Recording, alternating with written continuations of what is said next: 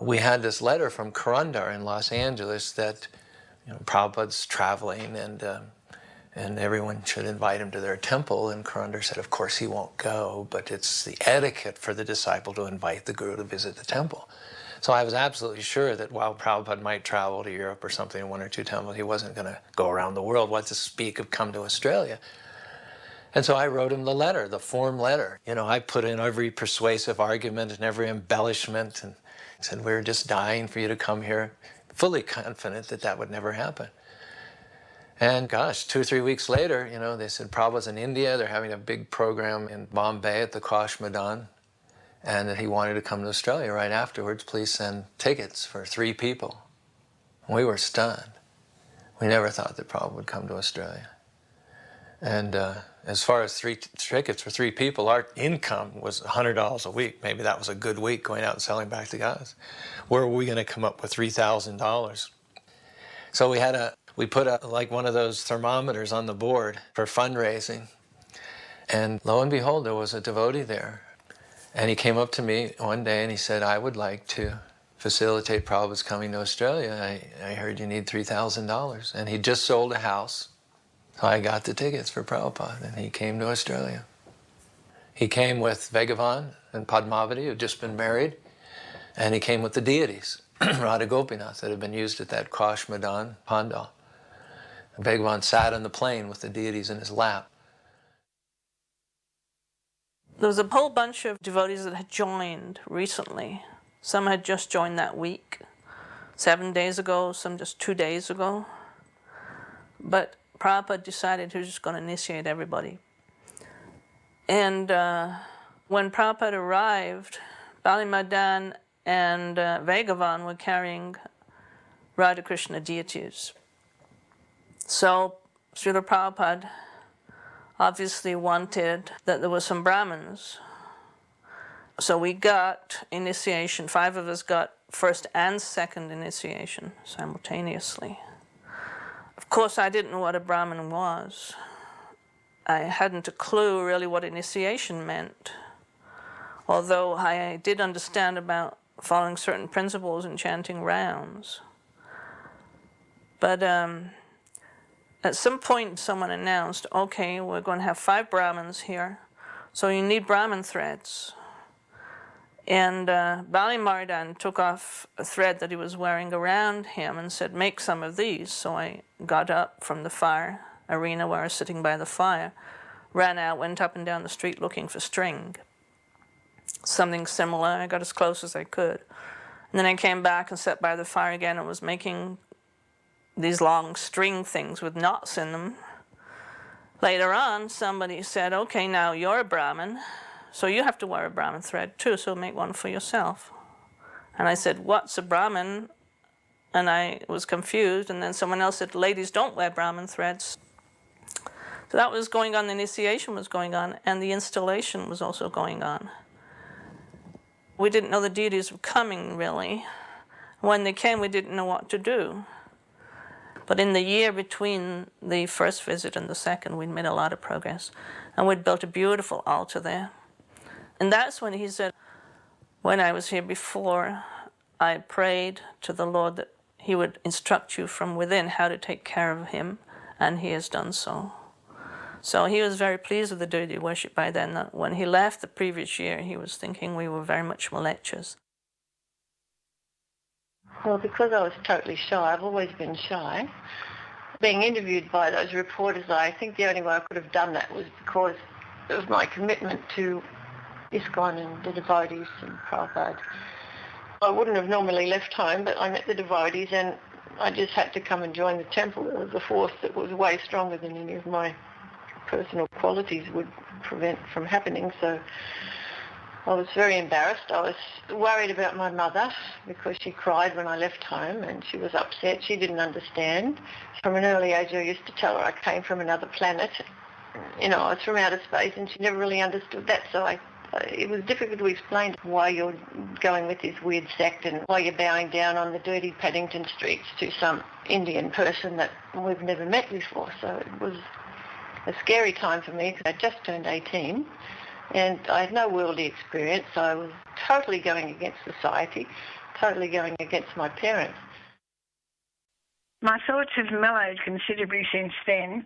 I now realise the Hare Krishna movement isn't the monster I thought it was. 30 years ago, I was frightened of what I didn't understand. I know many of my daughter's devotee friends, and I find them to be loving, warm people. I love my Hare Krishna grandsons, who have turned out to be normal, everyday boys. And she's come to no harm. In fact, she's a lovely girl, and I'm very proud of her. But I had that strong conviction that I have to do this because Krishna was helping me. I know that sounds a bit sort of trite, but initially when I wanted to leave home, I thought, how am I going to leave home? So the very next day, my mother said, when I was 17, I left home, so if you want to leave home, it's okay. I thought, aha, Krishna's helping me. That real kind of connection with God was coming. You know, it's like that where you take one step towards God, he takes many steps towards you. So I could feel that. The first time I went to the temple, I was just totally overwhelmed with the prasadam, the smells. I thought, finally, I'm home. So if I did anything in this life, I was going to stay there and I was going to do it because this was my ticket out of the material world, and this was the only place ever that I ever felt comfortable. So there was something special happening there due to Prabhupada's potency.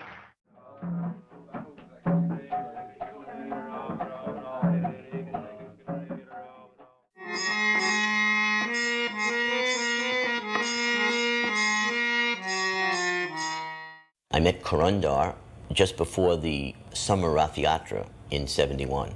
He had come up to Portland to meet me and to tour the temple. And he told me about how important book distribution was.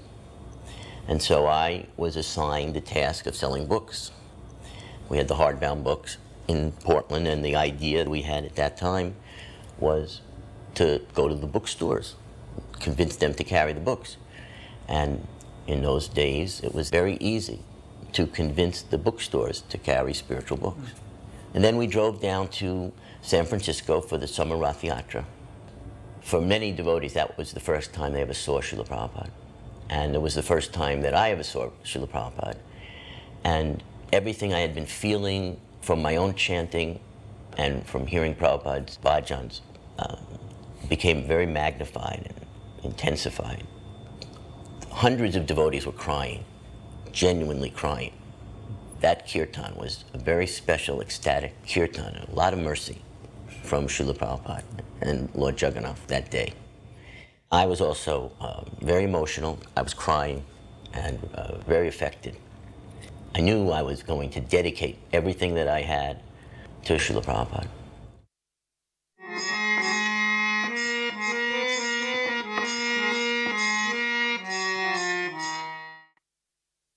So I'd been in the temple already a year and a half, and Prabhupada was coming. So I remember that Malati, Jyotirmayi, Mandakini, and myself, we stayed back. Everybody else went to the airport. And I was feeling really, really badly because all the other devotees that had already met Prabhupada were like on another platform, and they were so excited. And Mandakini, we had to do everything. It pushed me to the point where I was kind of feeling negative. So I was feeling really bad about myself. So Prabhupada came through the door into Berry Place, and Malati was first in line, then Jyotirmayi, I think, then Mandakini, and there was the temple door, and I hung back to the back. So Prabhupada walked in with a big smile on his face, and he gave a garland to Malati, he gave a garland to Jyotirmayi, he gave a garland to Mandakini, and then he turned to go into the temple room. So I thought, well, you know, this is right because I'm such a nonsense, you know, I don't deserve anything from Prabhupada. But I remember when he went into the temple room, it was kind of late in the evening. Prabhupada offered his obeisances, very deliberate and very slow and just very transcendental. And then he stood up and he just held his hands and just looked into the deity so nicely. And then he went upstairs, and then all the devotees got back from the airport. And we were all in a big room, and it was either Ekadasi or it was going past midnight and it was going to become Ekadasi. So Prabhupada was giving out sweets, And he gave them to each devotee, and I stood way in the back because I was feeling so badly, you know, and he would just kind of, he kind of forced me to come. It was like, you know, I didn't feel right coming up, but he forced me with his hand and put it in my hand like that, kind of smiled and dropped it in my hand.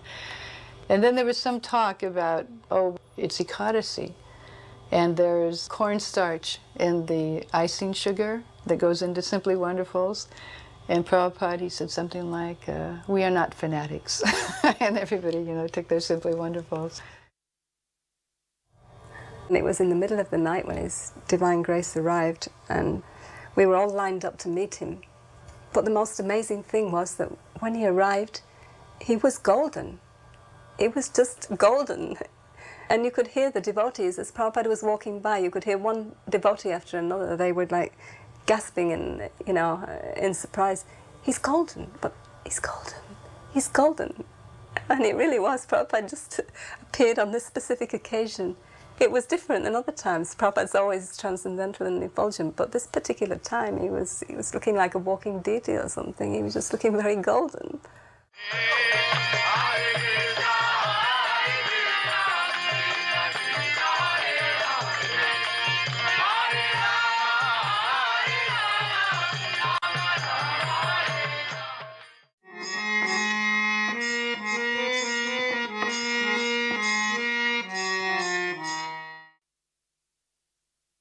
When I was in LA, I know Prabhupada had wanted us to carve some murtis of Radha Krishna. This is before we had installed any deities, and he was at the time trying to cast them in America to see if it could be facilitated. So he had Subal carve out a rough form of Radha Krishna, and then he asked Subal and myself to go to different foundries, you know, all over, and we were very inexperienced. I didn't even know the right things to ask, so we'd go and we'd see Prabhupada, and he'd say, so what intelligent information do you have for me today? Because we usually taught him some nonsense. So then Prabhupada left and went to San Francisco, and then a while later when he came back to San Francisco, he might have gone to India again, he wrote me a letter saying that he wanted to know what was happening with those murtis that we carved, and we should make sure he gets them, you know. Eventually he decided that they should be cast in India. There was a program also that he had of a deity walk, where we would take the deities on Sunday and walk all around the whole block with the small deities, and we were asked to go into the houses in the early morning and ask people if we could take a flower from their garden, and then we would bring the deities around the back down the laneway and past his window, and he would stand up. I remember we'd all look forward to that, and he would look out of his window when he heard the kirtan coming, and we would all stand there for some time jumping up and down, so happy to see him. And then we would go around, bring the deities to the front, and outside the temple we would place the deities, and then each one of us would give a report. And this was quite shocking for me because I was such a new devotee, but you'd have to walk up in front of the deities with your hands folded and say, my dear Lord, this is what I've done this week, and say what your service was, and so on and so forth. It was such a spontaneous kind of a mood to talk to the deities like that. At first I was a little shocked, but I grew to quite like that. And everyone in the temple would have to present themselves and say what they had done for the pleasure of the deities. Prabhupada was fixed in his preaching mission, and that was his ecstasy. But every now and then, his internal emotions would bubble up sometimes. So usually Prabhupada would come and offer his obeisances to the three altars, and then he would come and sit on the Vyasasana, and we would offer obeisances, and we would still be in the process of bowing down, and he'd be sitting on the Vyasasana, and he would begin with the Sanskrit, Om Purnamada Purnamidam, the Sanskrit rolling out, and nothing came, there was nothing coming. So we all looked up, and Prabhupada was sitting and he was looking at the deities, and tears were just pouring down his eyes. He couldn't speak, just tears were pouring down his eyes. And it was the most far out thing, because then he pulled himself up straight, he took a deep breath, and you could tell he just suppressed, physically, just pushed it down and went on with his business. It was like Daruka, it was a disturbance to his service, you know. But there was no question that Prabhupada was on the highest level. But he was so dedicated to his spiritual master, he would not let his personal ecstasy interrupt his service to his Guru Maharaj. And then one time Prabhupada was leaving. The Vyasasan was in the back, and there was a side door, and Prabhupada had his slippers right there. So Prabhupada went out, and he had his back to us, and he was just slipping on his slippers. I think someone was helping him slip them on. And he turned to us, and we were just sitting there with our mouths open, nobody moving. And Prabhupada said, "Yes, if I told you everything, you would faint." And then he walked up to his room. Prabhupada invited all the other temple presidents to come and see the LA standard. And he wanted this standard to be introduced, especially with the deity worship, with the 3 altars. Prabhupada, when we got the building, Prabhupada went room to room and picked out what each room should be used for. Now, where you walk in now and there's a temple, that actually wasn't the temple that Prabhupada chose. Prabhupada had another vision that wasn't our vision. His vision was to have mainstream America come into that with their shoes on and sit in the pews and hear Bhagavad Gita and Kirtan on the stage. We put Prabhupada's Vyasasana on the stage. And he had Vishnu John play the organ. I even wanted to take out the stained glass, and Prabhupada said, "No, that must stay." He said, "Don't touch anything here." Even where the minister spoke, that was it called? A purport? Yeah. He kept that because he wanted devotees to come and speak too. It was so surreal to sit in the pew and hear Bhagavad Gita and hear Vishnu John singing Jayamadava on an organ. Even Prabhupada would play the organ. We would sit and he would play the organ. I wish there was tape recordings of that. Prabhupada saw that the American people were becoming disenchanted with their churches. He said, "Now I will enchant them with Krishna consciousness." So he thought, they're inclined to come to a church, let them come back to this church, but hear Bhagavad Gita and hear the Kirtan. I mean, Prabhupada's vision was totally, he was thinking mainstream America, not hippies. Prabhupada's vision wasn't that we all become monks. He wanted judges and politicians and doctors to come to the temple. They're not going to all become monks and shave up. But we had another vision, come to the temple and shave up. But that wasn't Prabhupada's vision. Prabhupada used to come in from the back of the temple room because his quarters were upstairs and there was a hall he came down. And we didn't have the big Rukmini Dwarkadish then, we only had small Hare Krishna. And Prabhupada came in, and from the back of the temple room he looked and he called Shilavati over. Shilavati was the pujari. And he said, "There's tilak in Krishna's eye." And she went and she looked and she couldn't see anything, and she came back to Prabhupada and said, "No, there's tilak in Krishna's eye." And she looked and she looked and she looked, and right in the very, it was a tiny speck of tilak in Krishna's eye.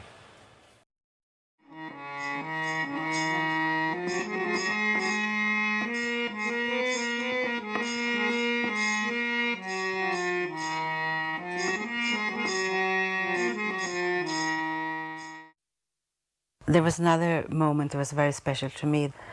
There were some devotees, I think it was Brahmachari, they came from Germany, and they were saying that the head pujari should not be a woman, Prabhupada said.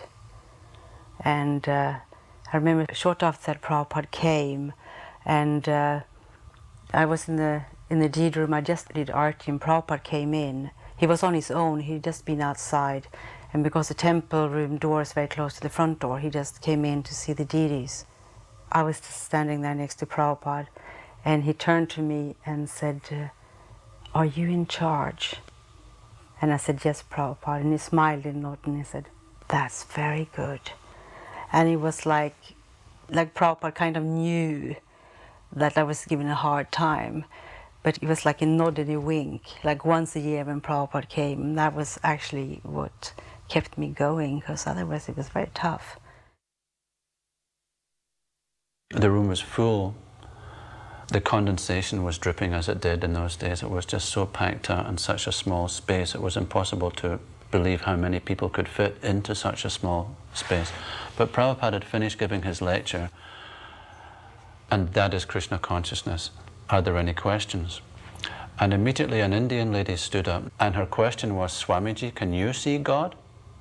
It was like a challenging tone, and immediately Prabhupada replied, yes, you cannot. And then he looked around the room and said, Krishna is everywhere. You cannot see? And there was silence, just that she didn't know what to do. And so Prabhupada said, why you cannot see God? And she didn't know what to do. Then Prabhupada said, do you want to see Krishna?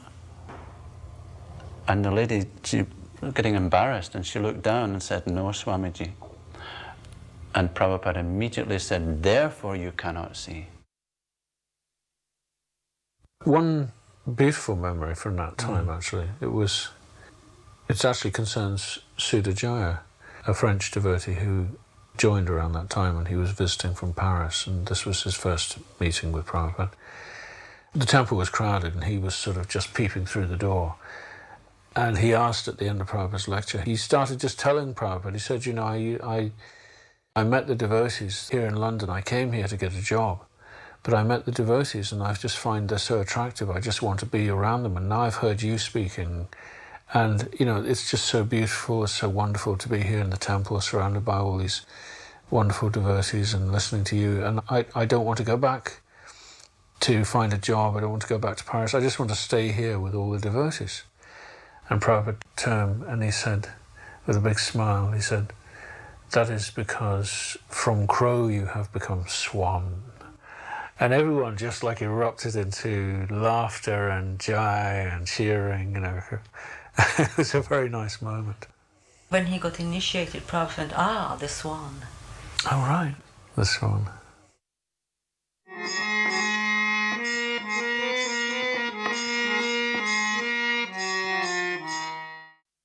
I met the devotees in very early 70s. One afternoon I saw them in Calcutta playing Mridanga, and after some time they were preaching.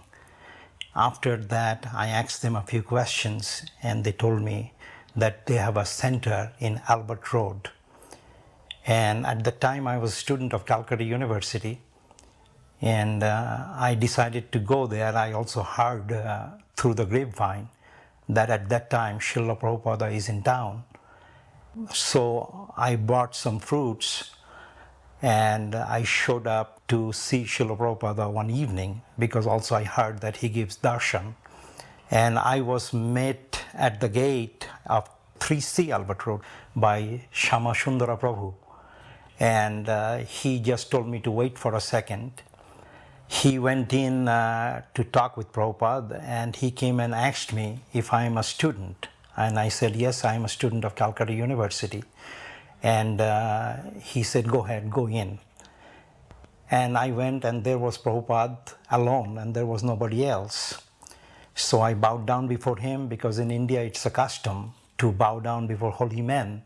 And I offered him the bananas that I purchased, and then we started talking. And at that time, I did not have any idea of the greatness of my Gurudev. He was very open to me. He was glowing. I remembered that. He was a glowing sannyasi. And that was my first meeting with my Gurudev. And we talked a lot of things. And then when I was ready to leave, he took a banana and cut a piece of it and gave it back to me as prasadam, which I very gratefully accepted. And deep inside, I have a very good feeling that he is a genuine Swami, which is very rare in India. And after that, there was a program in a rich man's home where a lot of devotees had gathered before a Pandal program. And Prabhupada saw me in the crowd, and he held up his hand and pointed towards me and said in Bengali Tumi matha nara korbe kabe. The translation of that is, when would you shave your head? In other words, he was telling me, when would you become my disciple? And I was simply elated. I felt my eternal Gurudev has found me, a lost soul wandering through the universe, and my Gurudev has finally found me. It's the beginning of my journey back home. The Pandal program was scheduled to begin, but some of the work was still going on. Now, at this time in northern Calcutta, there was some bombing and shooting going on between the Naxalites, the communists, and other people. And we had some chairs for life members in case some people didn't want to sit on the ground. There were some seats, 1 rupee each. So this was the basis for the Naxalites to complain. So they're complaining. Meanwhile, there's a gentleman named Colonel Dutta who used to come to the Calcutta temple. And he wore this pith helmet, this like African hat that was very flamboyant.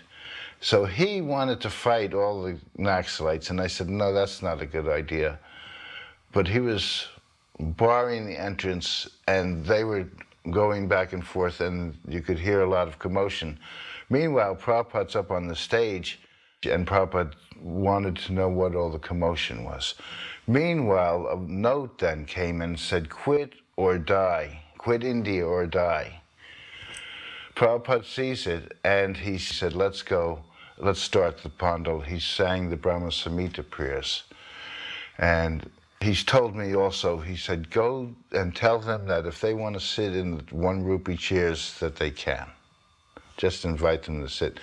So I invited them to sit. This diffused their argument. Prabhupada started singing the Brahma Samhita prayers, Chintamani Prakara Manaso, and they just quieted down. And the Pandal program started. Before the Pandal program began, some reporters came to interview Srila Prabhupada, and one of them challenged, what is the point of spending so much money, making so many arrangements for this Pandal, when the money could be used for better purposes, to feed people? Srila Prabhupada replied, the purpose of the Pandal is simply to give people a chance to come and hear. Where has the Pandal come from? I went to America, and I simply gave people a chance to hear. And because they heard, now they have come with me to India, and they've made the Pandal.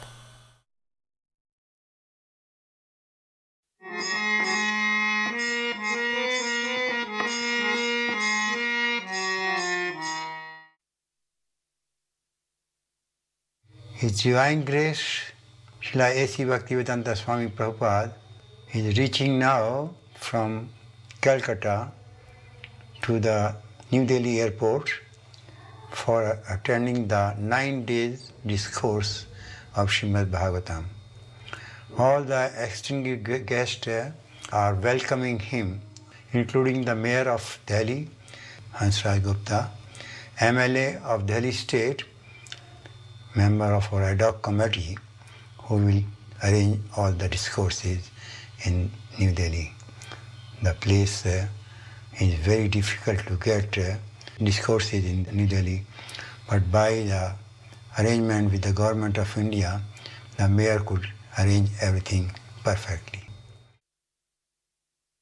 What an appropriate event for Srila Prabhupada to be received as a very important person at the Delhi Palam Airport when he arrives for the first Delhi Pandal in Connaught Circus, and many members of the government were invited to greet Srila Prabhupada.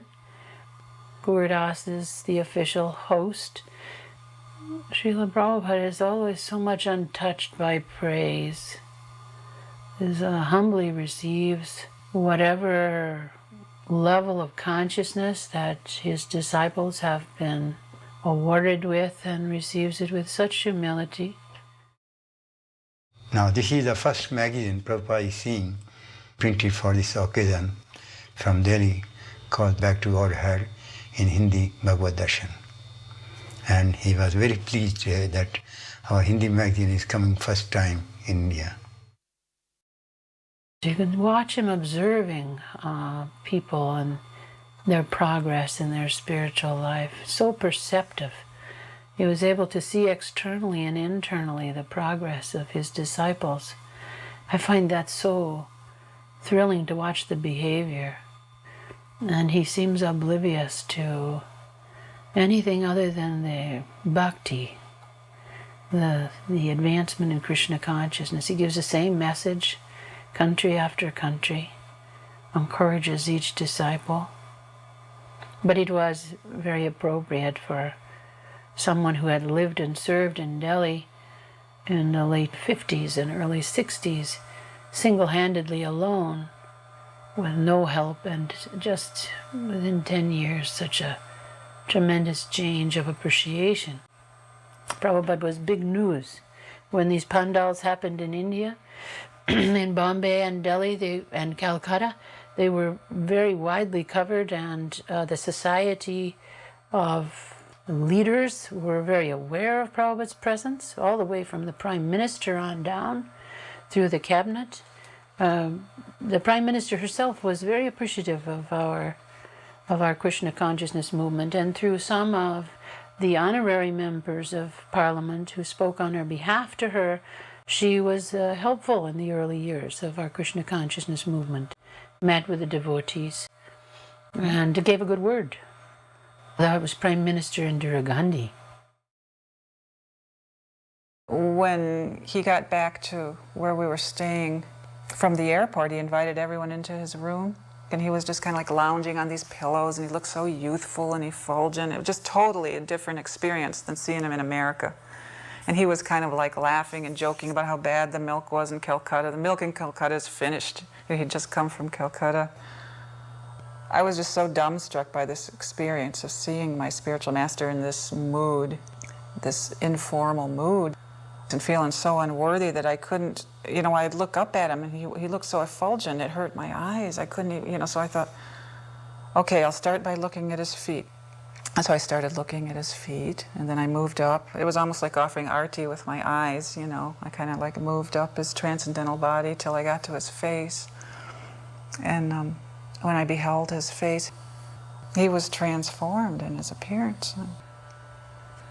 And I started trembling and tears started pouring. I couldn't believe what I was seeing, and it was not a physical form at all that I'd ever seen, but it was Prabhupada, but it was like transformed into this exquisite kind of otherworldly beauty that you never see on this planet, and I almost fainted. Seeing Prabhupada's appearance transform was like a tangible proof to me that he was a being from the spiritual plane, from the spiritual world, in our midst. And every once in a while, the veil would lift from our eyes and we'd get a little glimpse, by Prabhupada's mercy. This is literally the first day of the Delhi Pandal. There's the wonderful asana. And behind those curtains are the incredibly beautiful deities of Radha Gokulananda, who were officially installed by Srila Prabhupada at this time on the occasion of the Delhi Pandal. There was an instance for both the Pandal in Delhi, the first Bombay Pandal. Those deities went to Australia and New Zealand. These went to the manor. And in Jaipur, the Radha Govinda deities, which ultimately went to New York, Prabhupada considered that these festival programs were an installation of the deity. In other words, they were worshipped in his presence. So for a pure devotee to be introducing them to worship is naturally a form of installation. So these deities there were different pastimes in these three places of London and New York and Dallas, where devotees actually made some adjustment on the Arch of Vigraha in some small way. And when Prabhupada heard that, he said, no, these deities have already been worshipped. This should not take place. So it so happened that I was the person that was arranging for their worship and installation and that aspect of the pandal. And shortly after the end of that program, I literally fell unconscious into a coma for 3 days. One evening, an American young man or hooligan came forward to the stage. You know, he was bare-chested with a leather vest. He had tattoos all over his body. He had chains hanging from his neck, and he had wild long hair. And he came up to the stage in a very aggressive mood. He wanted to challenge Srila Prabhupada. So immediately Prabhupada's disciples rushed forward to keep him away. But Srila Prabhupada surprised us all and said, no, let him come on the stage.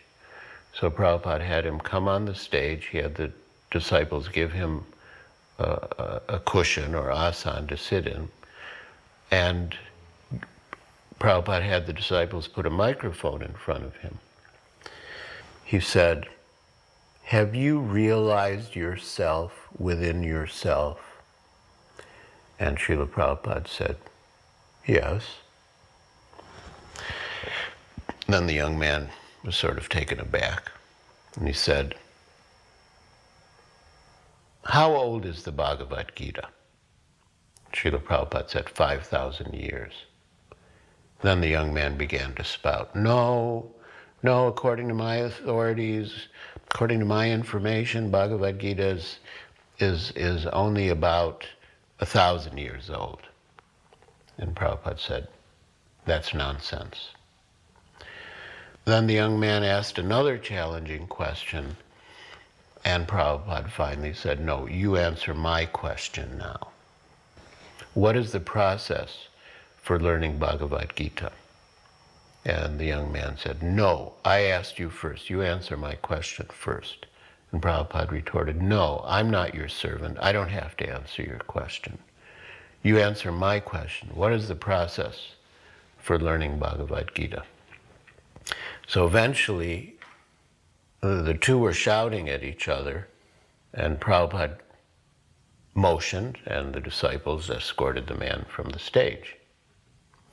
And then Srila Prabhupada proceeded to explain what the process for receiving the knowledge of Bhagavad Gita is, and that is submissive oral reception, not by challenging. Now, I was in the audience distributing books at the time, and the incident created pandemonium in the audience, and the whole audience was polarized, some in favor of Prabhupada and some in favor of the young man. The ones that were sympathetic to the young man got up and surrounded us and started to challenge us and say, you know, your Guru Maharaj should have answered his question. So the mood was so agitated that all of us that were distributing in the audience sort of made our way as quickly as possible back to the area of the stage. But later we realized what Prabhupada had done. He had created a situation to illustrate how one is unable to learn Bhagavad Gita. And in contrast, Srila Prabhupada explained what the real process is, and that is by submissive hearing from the authority. My job, one of them was to invite chief guests to the program, and so I thought it would be a good idea to, because we did this in London, have titles for what Prabhupada would talk about, and have guests that would sometimes have something to do with the theme. One of the chief guests was James George, the Canadian ambassador to India, who was very favorable. I think his talk was appreciated by the populace as well as any of the chief guests, if not more. So we invited Dr. Atmaram, the chief scientist, and he talked on how religion and science actually don't have to be at odds with each other. And then Prabhupada spoke on, like Easy Journey to Other Planets type of a scientific talk. So we invited Hans Raj Gupta, the mayor of Delhi, who was a really good friend of Prabhupada. It was more anecdotal, how Prabhupada continued and persevered and started the League of Devotees and printed the Srimad Bhagavatams. It was very enlightening to us because Prabhupada really did persevere at the beginning of many of the things that we take for granted and made them happen. This is the first expansion of Srila Prabhupada's energy that has become the Glory of India project today. Srila Prabhupada, when he left for the West, knew he was going to come back and inundate India with Krishna consciousness, just the way Lord Chaitanya inundated the subcontinent of India with Krishna consciousness. Srila Prabhupada's destiny was to do that. And when he brought his disciples back from the West, who were enthusiastic but very new disciples, he started sending them various places for preaching work. So Delhi, Calcutta, and Bombay were the first three big cities that Srila Prabhupada worked on. And because this was the capital, it was important. We were only there for maybe a month, but that month seems like it could have been 100 years. It was so important at the time. So these were just the very little beginning foundation blocks of what later became the Delhi ISKCON Temple project.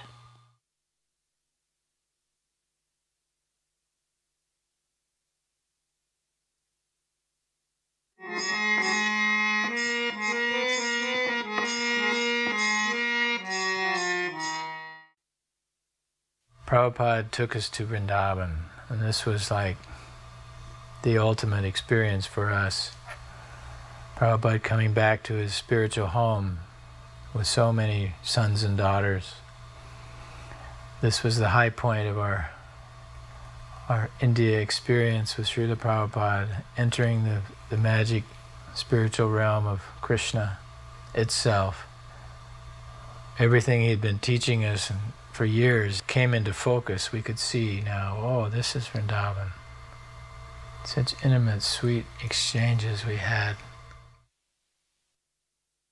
This visit in 1971 of Srila Prabhupada was very, very historical in our Gaudiya Vaishnav Sampradaya. It was the inauguration of the fulfillment of Lord Chaitanya and Lord Nityananda's desire that the holy names of Krishna be spread to every town and village throughout the world. Lord Chaitanya went to Vrindavan and he sent the 6 Goswamis there to establish it as a place of pilgrimage for people all over the world. When Rupa and Sanatan went to Vrindavan on Lord Chaitanya's order, they were there to establish it as a place of pilgrimage for people all over the world.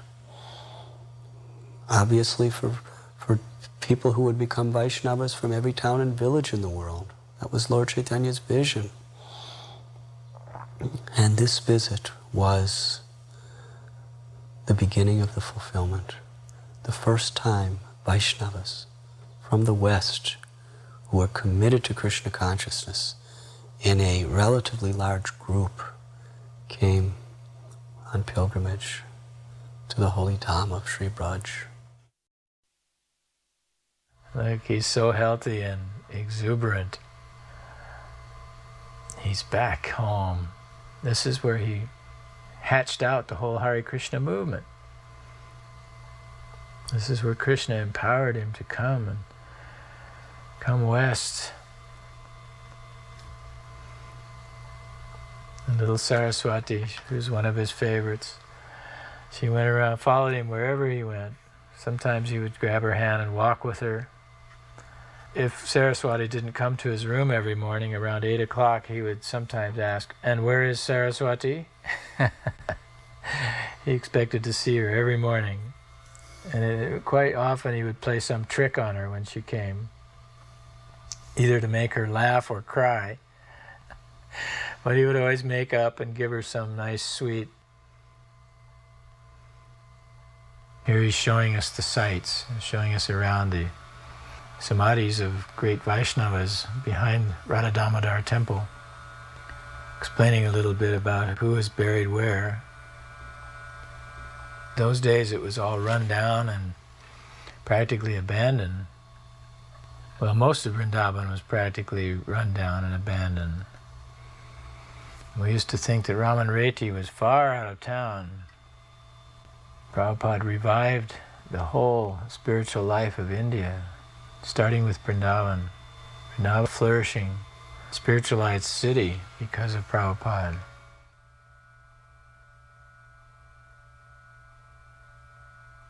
Of course, Rupa Goswami's samadhi there, Prabhupada's favorite place.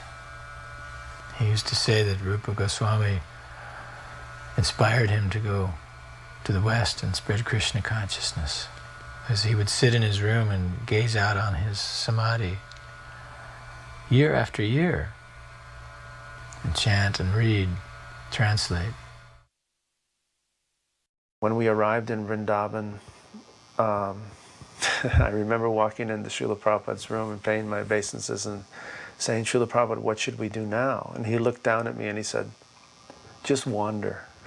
So that's exactly what I did. I just went out into the Vrindavan village, and everything I'd read about in Nectar of Devotion and Krishna book, I was thinking of those things. And I wanted to take rest under a Kalpa Vriksha tree. It's something I'd wanted to do for a long time, so I just actually found one tree in the forest, and I actually fell asleep and slept very soundly and very deeply for a couple hours. And when I woke up, it was evening time, and I didn't really know where everybody was, but I heard in the background the kirtan going on, Hare Krishna. And so I followed the sound, and I arrived at this big program where all Srila Prabhupada and all the devotees were, and the lecture had just stopped, and they were serving out prasadam. It was a great day in my life, just the way it worked out. Prabhupada was giving a lecture in a garden. There was a small pandal set up, and many Brijabasis came to attend that. It was somewhere in the area of Radha Govinda temple. And somehow or other I came late. And when I arrived, Prabhupada was just leaving, walking through a field back to his car. People were lined up on both sides to offer obeisances. And I offered obeisances, and Srila Prabhupada stopped in front of me. And when I got up, Prabhupada very affectionately showered his mercy upon me and told me how he was very pleased that I was so much attached to living in Vrindavan. And I was so ecstatic, and we got into the ambassador car at the Delhi airport. Sharma Sundar was there, and Prabhupada was sitting in the front, and we were riding to Vrindavan, and Prabhupada was quiet, and I was thinking, he's going to give some spiritual sloka about Vrindavan that'll inspire us. Prabhupada was quiet. Finally, I hear Prabhupada clear his throat, and he said, "Cement. We must get cement and build a water tower like that." He pointed out the water tower so we could have sweet water. But look at that.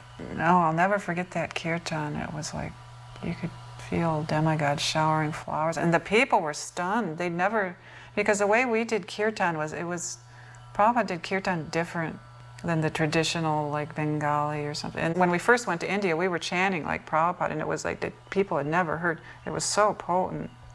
Prabhupada leading and the disciples following. And these people had never heard anything like it, and they were just thunderstruck. I just loved, Kirtan was my savior. It was my shelter. It washed everything away. It washed away all anxieties.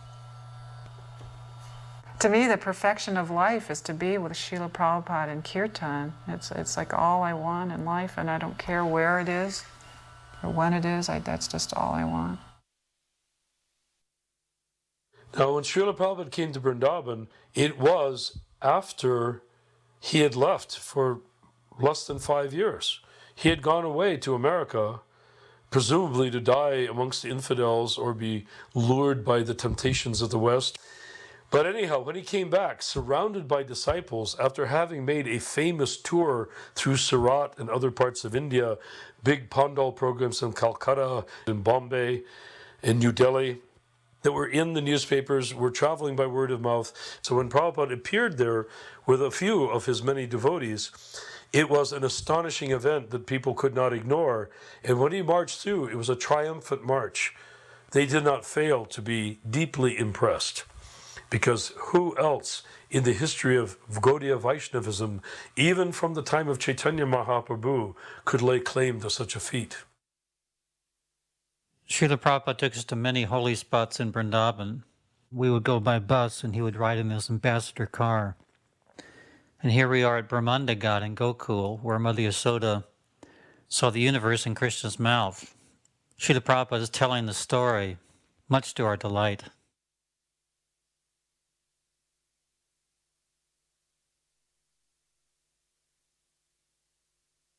His eyes get big when Mother Yasoda sees the creation.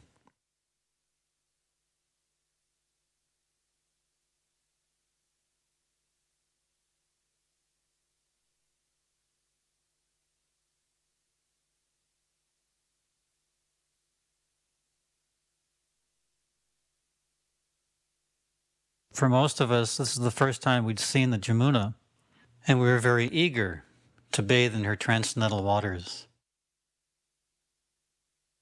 The bus went to Gokul, and we came out. Dinanath Prabhu was leading the kirtan, and Prabhupada came out of his ambassador car, which was in front of the bus.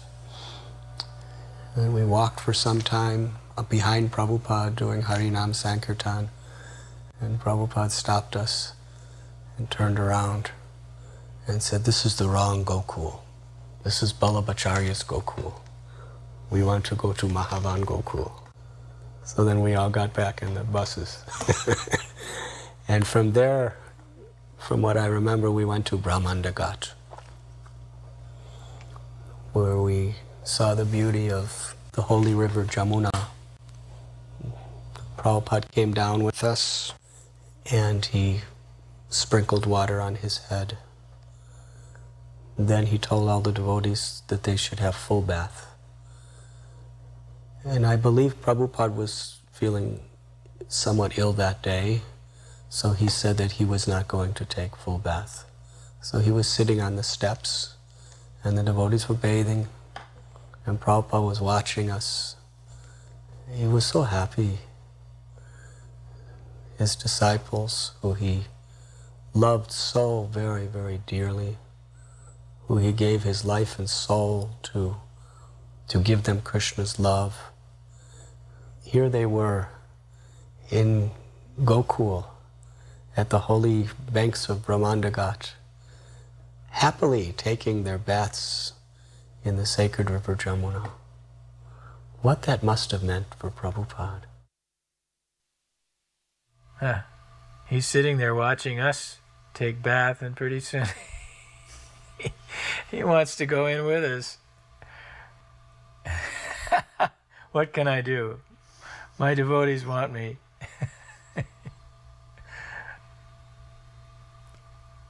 Come on, Prabhupada, come on in.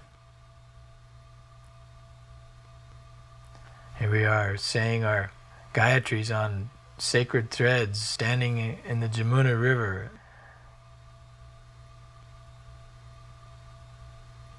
Ah, there he comes. Prabhupada.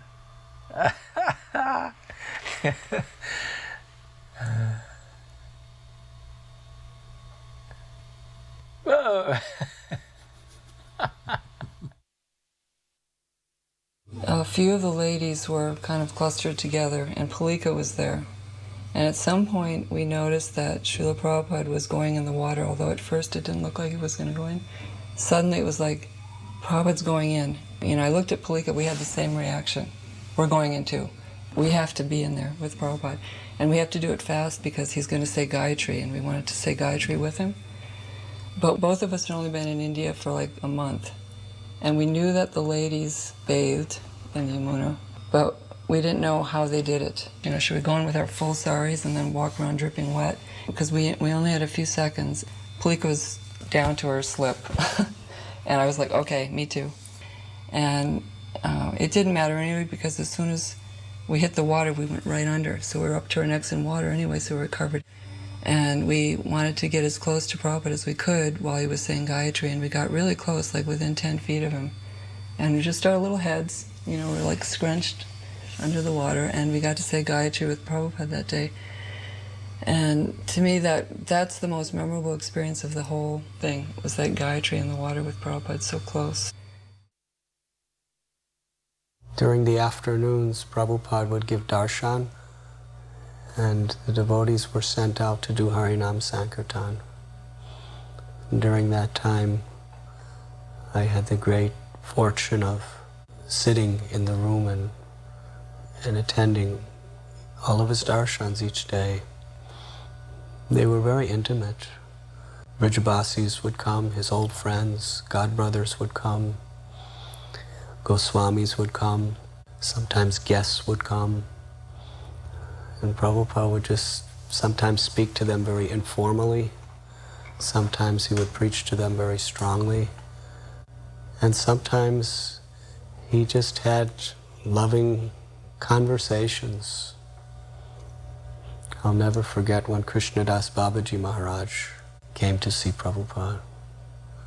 I happened to be walking down the street one day, and I met Krishnadas Babaji Maharaj and told him I was going to see Srila Prabhupada. And he very eager, he said, I will go with you. I want to see Swamiji, or Swami Maharaj. He called him Swami Maharaj. And when we came, there was a guard who was one of the more senior devotees. He was standing at the stairways guarding who was coming up to the darshan. And of course, he welcomed me to come up because he knew that Prabhupada was favorable to me attending the darshans each night. But when he saw Krishnadas Babaji Maharaj, he stopped him. He said, who are you? And when he was introduced as Prabhupada's godbrother, he said, no, you cannot go. So Babaji Maharaj wanted to go anyway, and he wanted to stop him. And I told that devotee, please ask Prabhupada. He's one of the most beloved devotees of Vrindavan, especially in Gaudiya Mats. And a messenger came back and said, yes, Prabhupada immediately wants to see him. So we went up together, and Srila Prabhupada, when he saw Babaji Maharaj, he was sitting behind a little desk, and there was maybe about 6 or 7 people that he was talking to in the room. And Prabhupada got up, and they embraced, and they were just laughing and talking in Bengali. Prabhupada brought Babaji Maharaj to sit next to him behind the desk. And the whole time, they were just laughing and talking and looking at each other with so much affection. And the 6 or 7 people who were there were completely forgotten, so they left. And I just sat there, just watching this interaction. I couldn't understand a word of it because they were speaking Bengali language. But I learned so much, not by their language, but just by seeing the genuine love that these two great personalities had for each other and the intimate relationship they shared. And they were constantly saying Hare Krishna and laughing. I understood then that this is the goal of life, to have this type of love with Vaishnavas in sharing the mission of the spiritual master and pure love for Radha and Krishna. I think they were together for probably almost 45 minutes to an hour. And then Prabhupada made sure Babaji Maharaj got nice prasad. We went to Mr. Saraf's house, and he had just decided to give us the land in Raman Reti. There was a slip of paper that said yes and a slip of paper that said no. Our friend Shama Devi from London and Kenya and Vrindavan also wanted this piece of land. She had a ashram down the street in Raman Reti, and this would be an expansion for her. She was vying for it. Radharani arranged so that we picked the right slip of paper that said yes. And so Mr. Sharaf was finalizing this process at his house, signing the papers and the deeds, and Shamashunda was with me, and he had a portable typewriter, and he was making this draft. At the same time, Gaurachand Goswami and Madan Mohan Goswami had shown up because they were contending and wanting money for Prabhupada's rooms in Radha Damodar temple. At the same time, Prabhupada had sent me to Mathura to arrange for these rooms for life as a seva. It's a technicality, and so we were also drawing up this draft. The interesting thing is that even though Madan Mohan Goswami and Gaurachand Goswami lived across the same courtyard in Radha Damodar temple, they were not speaking, and they were both in Goswami families.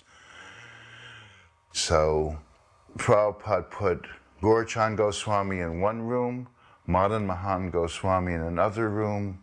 I was going from room to room. Samarshanda was making up documents. At the same time, Shama Devi came with a member of parliament and a policeman to try and contest this land being given to Prabhupada. We put her in another room. So Mr. Sharaf's house was full of people who were not talking and arguing and contending, and Samarshanda was making up documents. At this point, Krishna Das Babaji shows up, Prabhupada's godbrother. Somehow or other, he always knew when Prabhupada was coming to Vrindavan. This was not announced, there was no emails.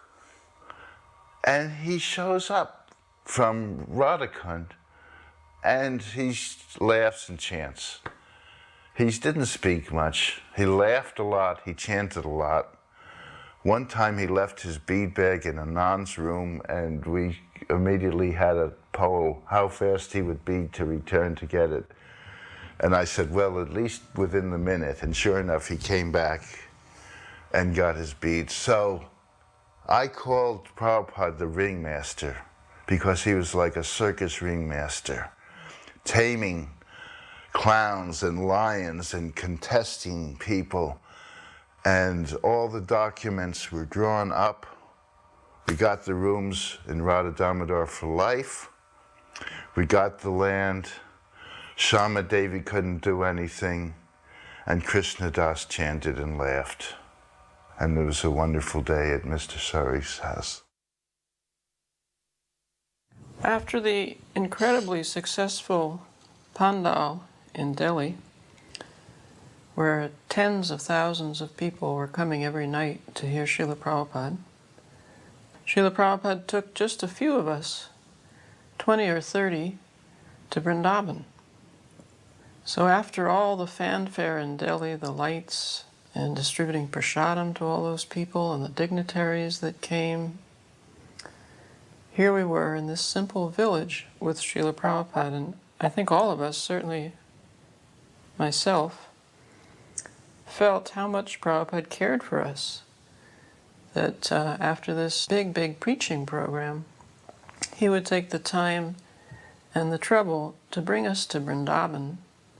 We stayed in a small place, Saraf Bhavan, which is about a mile from Loy Bazaar.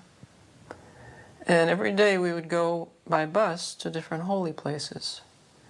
We went to Govardhan, Radha Kund, Barsana.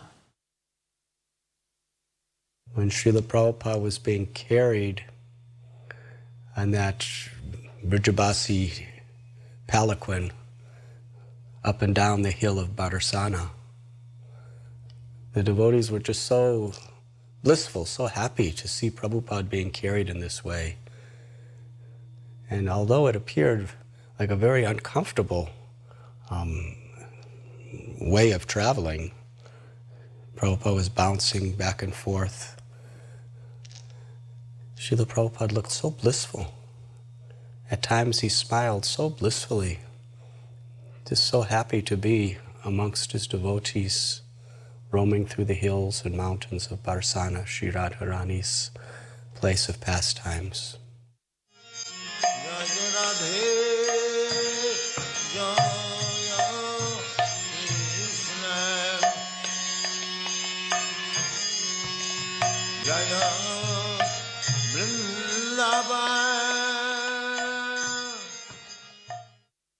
In Govardhan, Prabhupada was taking prasadam. Malati used to travel with us always and cook for Prabhupada. Even on the bus, Prabhupada would sit in the front seat because his car had broken down. So he would be on the front seat of the bus and Malati would be in the back seat doing whatever she was doing. Nobody knew for sure. But then eventually she would come through the aisle of the bus and present to Prabhupada a beautiful plate of prasadam. It was a little bit miraculous how she did that. So she was Prabhupada's cook during this time.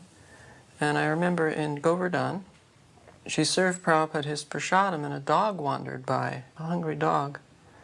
And Malati was about to give it the standard hut to drive it away when Prabhupada stopped her and threw a piece of his samosa to this dog, which actually delighted Malati. She was happy to see and also to hear Prabhupada say that no living entity should go hungry in Krishna's dham. He was constantly concerned with everyone's health and well-being. And everyone had a task. And Prabhupada would assign the different duties and jobs and tasks for each of us, and we would all report to him every day what we had accomplished. He would give us guidance for the next day's tasks. We had to become Vaishnavas finally, in manner and in dress. So Prabhupada taught us all the ropes, all the different ways a Vaishnava should act in India. By example, we got to follow him around and watch him every moment. We just began to emulate what Prabhupada did. It was really a very spectacular event for the Brijbasis, because I was living amongst the Brijbasis, and they were really proud of Srila Prabhupada, that one of their local residents who was living for so many years at Vamsi Gopal Temple and Radha Damodar Temple had gone to the West and started temples and transformed Americans and Europeans into devotees of Sri Sri Radha Shyam Sundar. This was just astounding, amazing for the Brijbasis. And thus they really had very, very high esteem for Srila Prabhupada. They considered him to be like the ambassador of Vrindavan for the world. They were looking forward to seeing the American and European sadhus coming. And Prabhupada would have the devotees doing Harinam, Sankirtan, the streets, and it had a very heartwarming effect on the residents of Vrindavan. They were joyful to see people from all over the world, young people, full of life and opportunities, who had accepted their culture, their faith, and especially they accepted the the mercy of Srimati Radharani. This was very meaningful to the Brajavasis. At that time, I was with Prabhupada from the Mangal Arati through the evening, but then after the evening darshans, I would go back and just to the bank of Jamuna, and I would be with my friends, the local inhabitants of Vrindavan, and they were very much talking about the glories of Srila Prabhupada. It was the first time Vrindavan had ever seen anything like this in history. Krishna appeared 5,000 years ago in Vrindavan and performed his transcendental pastimes. Chaitanya Mahaprabhu came 500 years ago, and by his order the Goswamis began to excavate and establish the places of Vrindavan. And through the years, Vishwanath Chakravarti Thakur and all these great Acharyas performed their pastimes of worship there. Bhakti Siddhanta Saraswati Thakur brought many thousands of people on his Braj Mandala Parikrama. But never before in the history of Braj Bhumi did people from all over the world, from outside of India, come in a spirit of devotion to worship Sri Sri Radha and Krishna.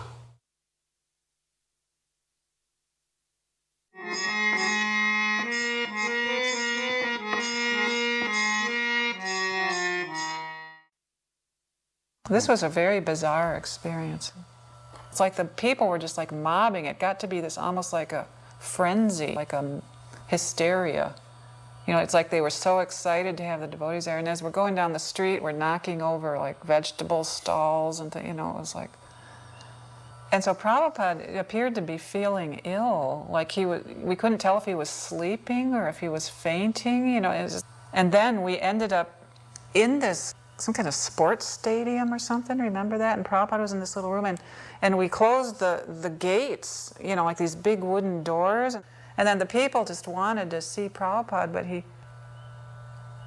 Prabhupada wasn't well. And so the devotees got him in this room and just kind of like closed the room and wouldn't let the people come in, and they just got more and more upset, and they were kind of like banging on these gates trying to get in, and I was getting like scared. Like, were they going to break down the doors and like stampede us and what they were going to do? Because they were getting a little angry too. And it was like that. People just like thronged Prabhupada like some rock star or something, you know. They wanted to rip him apart, get a piece of him. And so I don't think Prabhupada ever did speak. I don't even remember how we got Prabhupada out of it, but I do remember that he sent groups of devotees out to have contact with the people. I remember myself and Narayan being sent out as a team, and we went to this little temple, and I think Narayan gave a little talk, and we had a little kirtan, and the people were satisfied. They wanted to see us too, you know, the white sadhus, you know. It was just so exciting for them to see these white sadhus. See, look at Prabhupada, he looks... Because sometimes he was like sitting on this thing, like with his eyes closed and his head nodding, like we didn't know if he'd like had a stroke or if he'd fainted from the heat or if he was sleeping, you know, it was just really strange.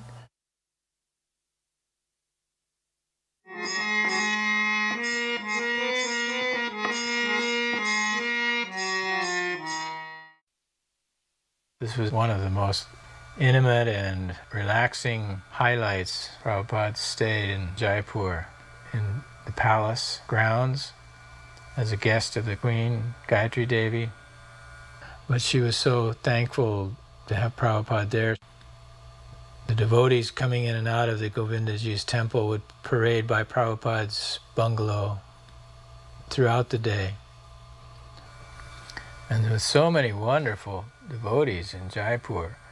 Every one of Prabhupada's lectures, morning and night, were packed with thousands of people, devotees of the Govindaji temple there.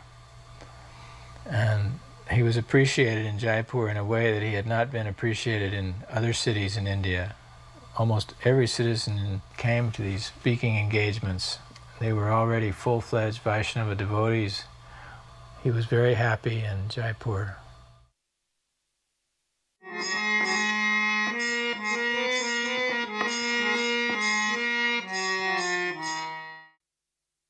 At that time, Prabhupada lived in a grass hut. There was no other place to live in. I remember Prabhupada one time was sitting in the grass hut and he just said, this grass hut is in the mode of goodness. And this is all you need for spiritual life, live in a grass hut and live by the side of the holy river, chant Hare Krishna. But if we do this, people won't come here. So we have to build the big buildings with concrete and steel and bricks. Those buildings are in the mode of passion. But for preaching, we can build those buildings. But for our own selves, this should be enough. Before the festival, I had approached Srila Prabhupada on the balcony in Calcutta and said, Srila Prabhupada, I've been trying to understand what you want of us, what your desire is. I could see that Srila Prabhupada was really listening and taking every word into his heart. And then I said, 2 things seem to please you the most. Distributing your books and building the big temple in Mayapur. And Srila Prabhupada's eyes opened wide, his face lit up, he smiled and he glanced at me and he said, yes, you have understood. And then he said, if you build this temple in Mayapur, Srila Bhaktivinoda Thakur will personally come and take you all back to Godhead. Bhavananda Prabhu said, Srila Prabhupada, we're sitting in the middle of these rice fields. I'm from New York. He says, Shrabi, the architect, is from Amsterdam. You know, we're all from cities. They're all from big cities. And we're sitting in the middle of these rice fields, and you're asking us to build a big temple in the city. How we can do this, Prabhupada? And he said, Prabhupada, where will all the money come from? And Prabhupada said, Bhavananda is always thinking, where will money come from? He said, actually, here you have Radha Madhava. He said, Madhava means the husband or goddess of fortune. Simply serve Madhava nicely and everything will come. You don't have to worry about money.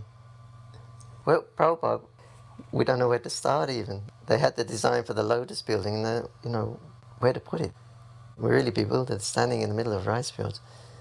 You know, Prabhupada, he didn't procrastinate, as we say. So Prabhupada said, come with me. We had 3 acres of land at that time, 1 strip of land from the road. So Prabhupada, he put a clod of earth down, then he just paced so far down, then he put another clod of earth, then he just turned and he paced the other way, put another clod of earth, paced up the other end. So he put 4 clods of earth and he said, build it here. That was it.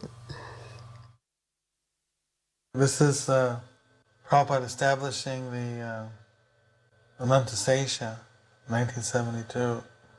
He invited all of his godbrothers to come. And many godbrothers had already left, so there were disciples of godbrothers, his spiritual nephews. So he invited them all to come. And then he spoke to them that Srila Bhaktisiddhanta Saraswati Thakur wanted us to all work together. So why don't we all combine and work together? Now I have temples around the world and I can give you some devotees from foreign countries to help the preaching. We should all work together. But they didn't accept. Didn't really say anything. He had told us to dig a pit, and we dug a pit about 15 feet deep and probably around 6 to 8 feet wide with a bamboo ladder going down inside. He said he was going to set the cornerstone. We had no idea what setting a cornerstone was going to be like. But apparently his friend and godbrother Puri Maharaj had come bringing a little solid 24-karat gold Anantasesha. It was about 1.5 inches high.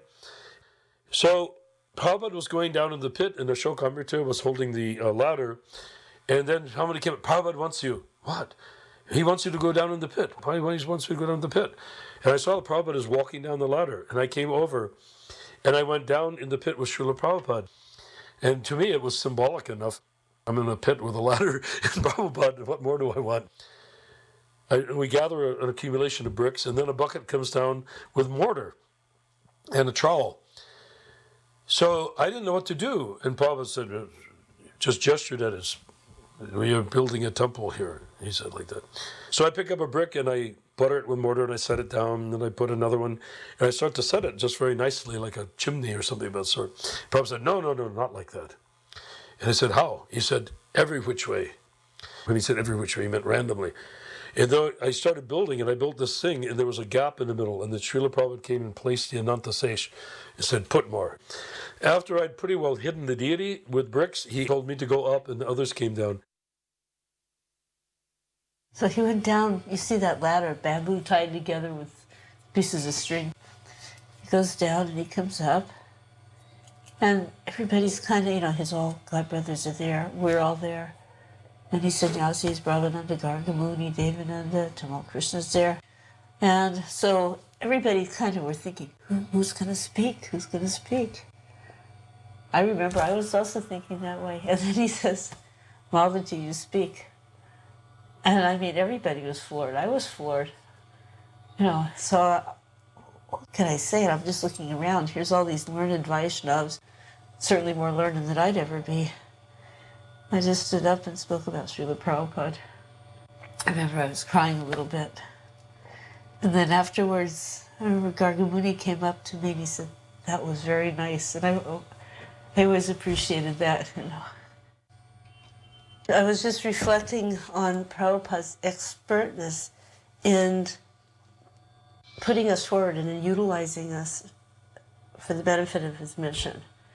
And knowing each one of our particular ability and our limitations, and even using our limitations to the best advantage. Because in this situation, I was not, as I mentioned, I was not a pundit. I don't know Sanskrit verses. I wasn't fully learned in the Bhagavatam, but I had no hesitation about speaking on the glories of Srila Prabhupada. And it was actually the right thing to do at that time. While we were at Mayapur, one young man named Bob Cohen came to our camp. And we were really surprised because we didn't get visitors just coming like that. And Bob Cohen was very intelligent and sober. He was a Peace Corps worker in India. So he came to meet Srila Prabhupada. He had attended our Pandal program at Deshapriya Park in South Calcutta. And he began to ask Srila Prabhupada very intelligent questions. And Srila Prabhupada gave very elaborate answers. And it became a regular routine that Bob would come and ask questions to Srila Prabhupada. And knowing that there was going to be an important discussion, I would ask Srila Prabhupada, should I call the others? And he would say yes. My experiences with Prabhupada, of course, occurred in the Bhajan Kutir, where devotees wanted to know if I had any questions, which I certainly did. So I got to sit in there, I think, for several hours a day over probably a 4-day period, and discuss with Prabhupada my philosophical issues. I didn't really know a whole lot about what was going on in terms of parampara and how things work. I knew a little, but I just appreciated the qualities of Prabhupada. He made me feel very comfortable. His humor was very disarming. And Prabhupada was on a platform, so I was on the floor. So I'd always be looking at Prabhupada's feet, and somehow that gave me some blessing. One of the most dramatic moments for me personally is when I realized it's time for me to leave Mayapur. Because the night before, on Gaur Purnima night, Jamuna had come to me with tears in her eyes. And I remember the moon reflecting in her eyes, and she had tears and said, "You are so fortunate. Prabhupada's spending so much time with you." She said it with such conviction that I was completely overwhelmed. And I realized that I might have to surrender. So I went behind the temple, behind the pandal, and just collapsed in the rice paddies and started crying. I said, I can't give everything up. So the next morning, Prabhupada called for me again, asked if I had more questions. I said, thank you very much for what you've done, but I have to leave now. I have to get back to my teaching, which Peace Corps had no idea where I was or what I did, so I could go back or not go back. And Prabhupada said, don't talk L-E-A-V-E. He spelled it out. Talk L-I-V-E. Don't talk leave, talk live. So I said to Prabhupada, so you want me to stay longer? He goes, yes. I said, well, if you tell me to, I will. And then he said to me, good boy, the same way you would say it to your pet. So at that time, in my heart, I felt I had become Prabhupada's pet, not realizing that I, in essence, had accepted him as my guru, though, when I think back at it. After that time, I was sold out to Prabhupada, a minor incident, but for me it was very major. And Prabhupada timed it just perfectly well to capture me.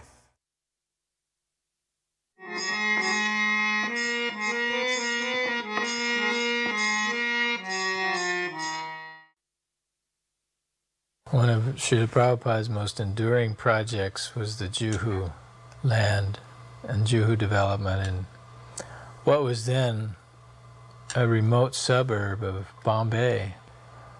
It was open marshland and swamps and coconut groves. Very few people there in those days.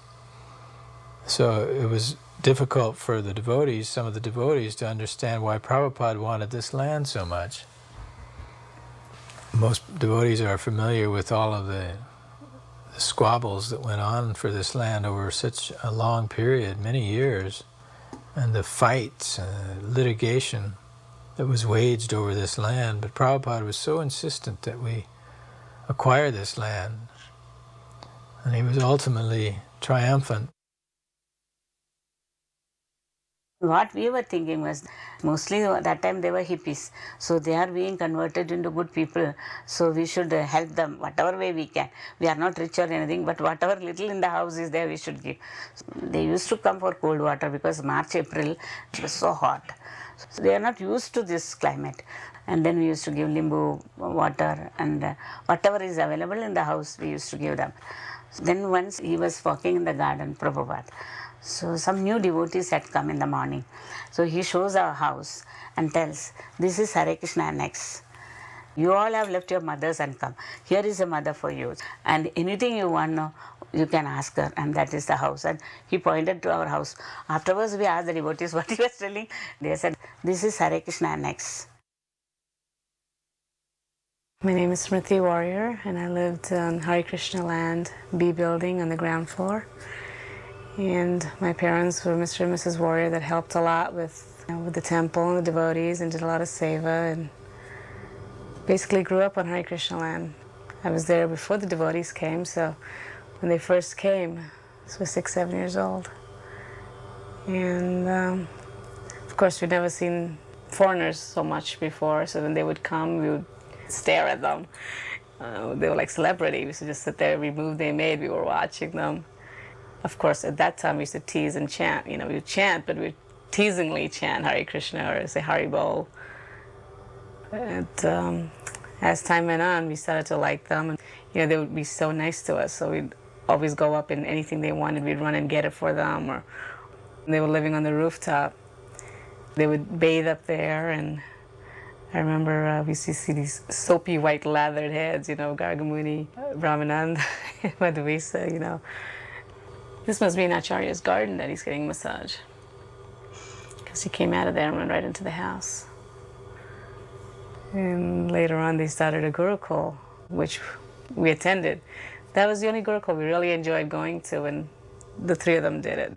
It was so much fun. We used to do all kinds of things, little projects, learning shlokas, chanting, putting on dances when Prabhupada came.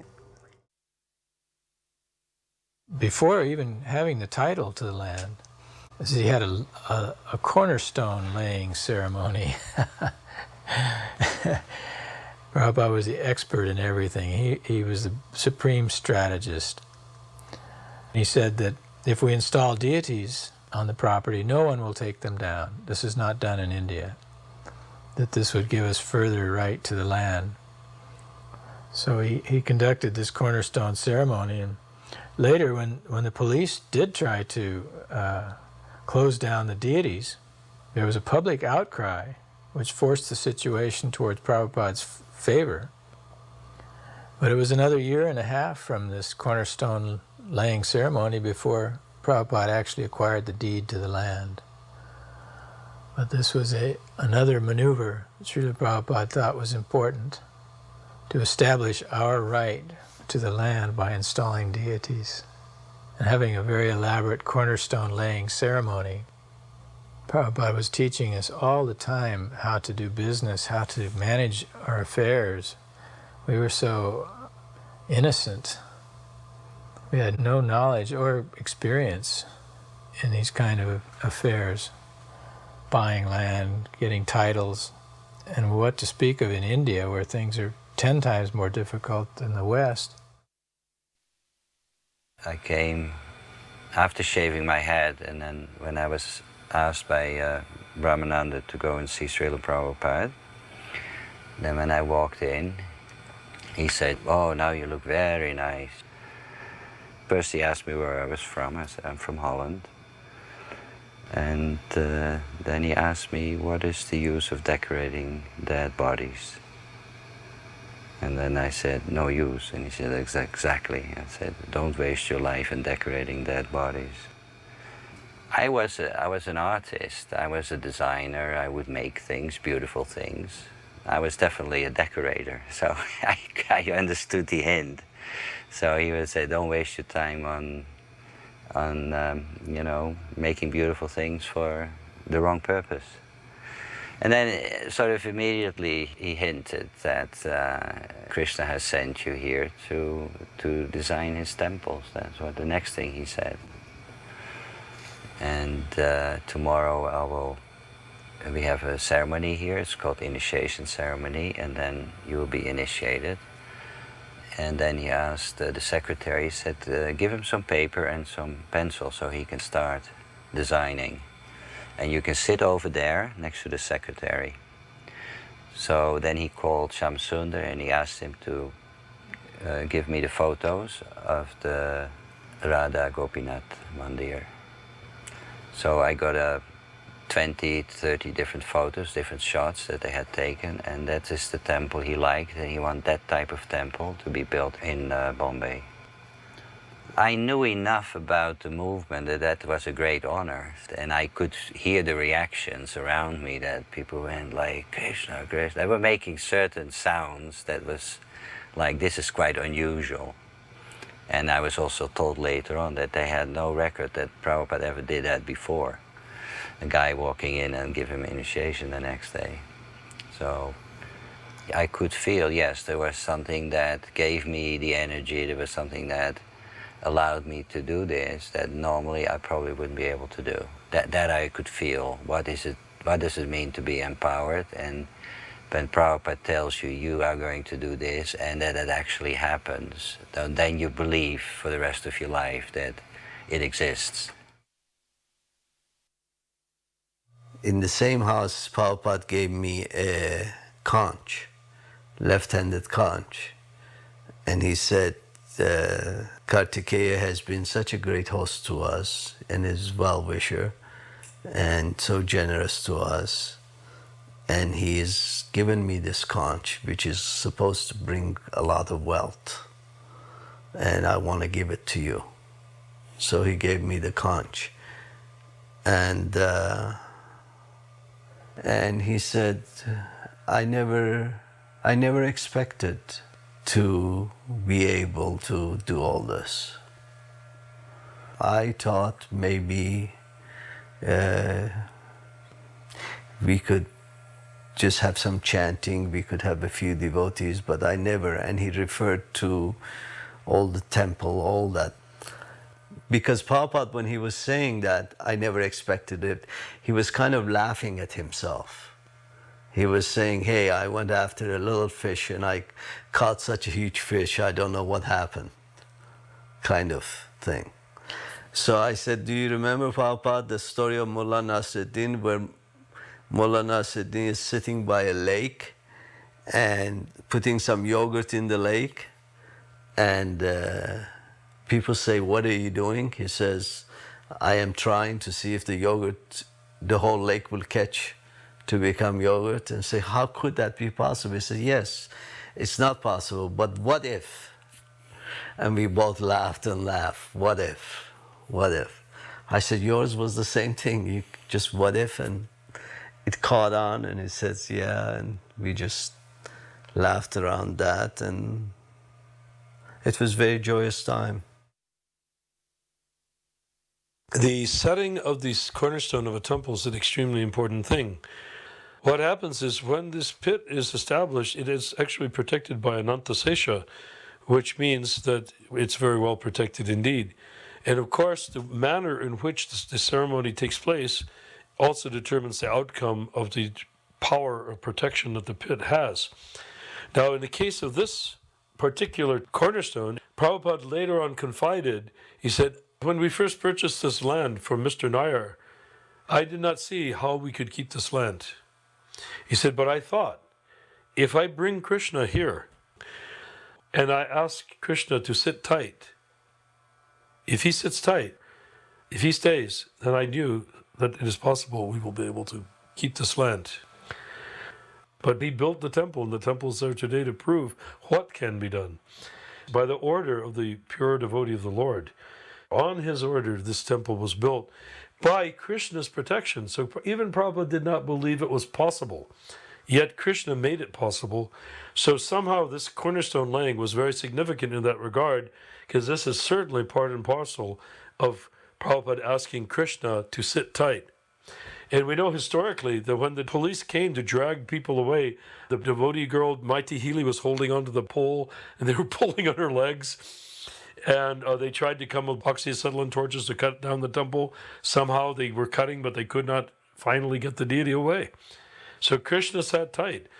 But Prabhupada has that power, evocative power, to bring Krishna to a place, ask him to sit tight, and through the power of this pit of the cornerstone, made it stick for all time.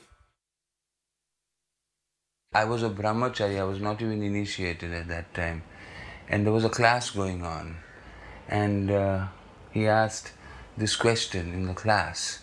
He said, "How do you know that Krishna is God? Why do you believe me?" So some devotee said, "Because it says in the Bhagavad Gita, Ham Tvam Sarva Papavyo," all that, so quoting some verses from the Bhagavad Gita, or saying that because Prabhupada, no, but I may be lying also. I may be lying. How do you know that that Krishna is Krishna? So someone quoted from the Bhagavad Gita, some verse. He says, "Yeah, but whether you believe the Bhagavad Gita or not believe Bhagavad Gita, translation or interpretation may be wrong. How do you know that Krishna is Krishna?" So actually I was very new devotee at that time. So all the senior devotees were giving their explanation, and Prabhupada kept saying, no, this is not a good answer, this is not a good answer, that's not enough. And then finally there was a little quietness. I was even afraid to say what I felt like saying. So very meekly I kind of put my hand up, and Prabhupada said, "Yes." And I said, "Prabhupada, I believe it is Krishna because I can feel Krishna. When I say Krishna, I can feel him, I can feel it. That's why I believe in it." And then his eyes grew up like that, Yes, that is it. You can feel Krishna's presence. That's why you believe in Krishna.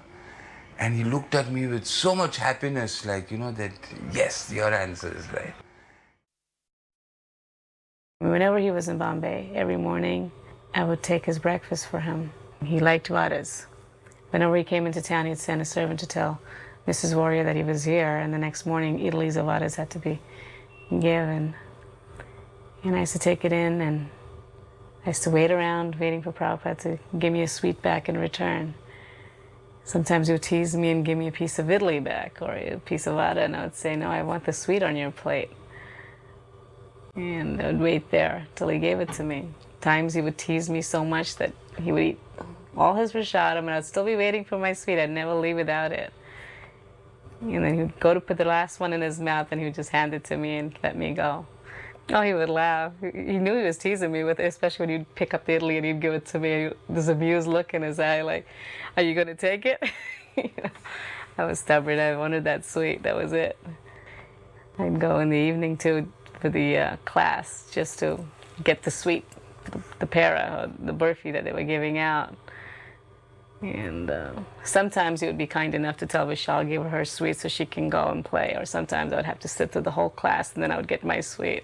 I remember there were times when his servants weren't around and I would get to pick up his shoes and help him slip his feet into it. Every evening my mother would make a garland for the lecture. And I was thinking about it when I was that little. I used to feel embarrassed because all these devotees would come with these beautiful, thick, nice garlands. You know, they'd buy the flowers and make these beautiful garlands. And I got this thin little thing that my mom had made with the champa flowers or the mogra from the garden. And more I thought about it, it was actually true. Prabhupada would take the big, heavy ones off and he would leave the thin ones on and he'd be smelling them. So actually he did like that offering. In some of the pictures you see of Bombay, you see he's got that champa garland around his neck. He hasn't taken that one off. The morning walks were very informal. It's like pretty much whoever wanted to go could go. And a lot of times the devotees were so sick, most of them were under their mosquito nets when Prabhupada took his morning walk. And so I remember one morning, Prabhupada was just taking off for his walk. And so Brahmananda, Narnarayan, myself, and Srimati trailed along after him. We came to the gates, those big wooden gates at the front of the property, and they were closed. You know, and this was after Mangal Arti. And Prabhupada became livid. He was so angry. He said, "Why are these gates closed? I've told you these gates must be kept open for Mangal Arti so the villagers can come." He said, "Do you think this Mangal Arti is just for you? No, it's for everyone. You think this Krishna consciousness is just for you?" You know, he was very angry that we were being so self-centered and not thinking about the welfare of the neighboring people.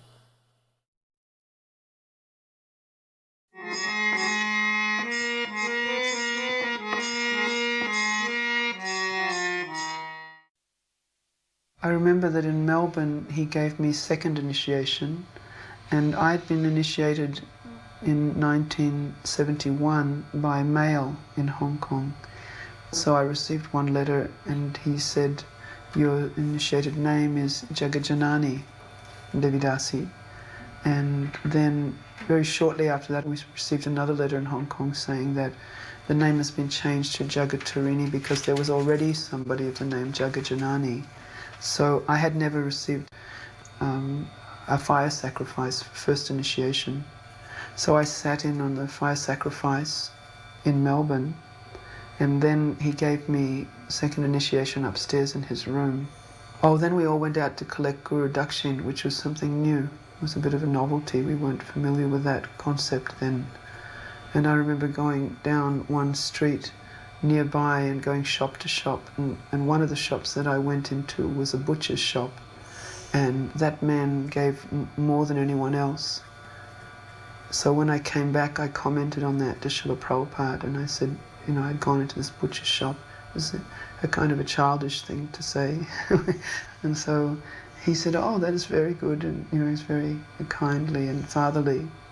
And at the end of that visit to Melbourne, I brought my parents to see Srila Prabhupada. And my mother and father came in, and my mother was very suspicious. She was uncomfortable.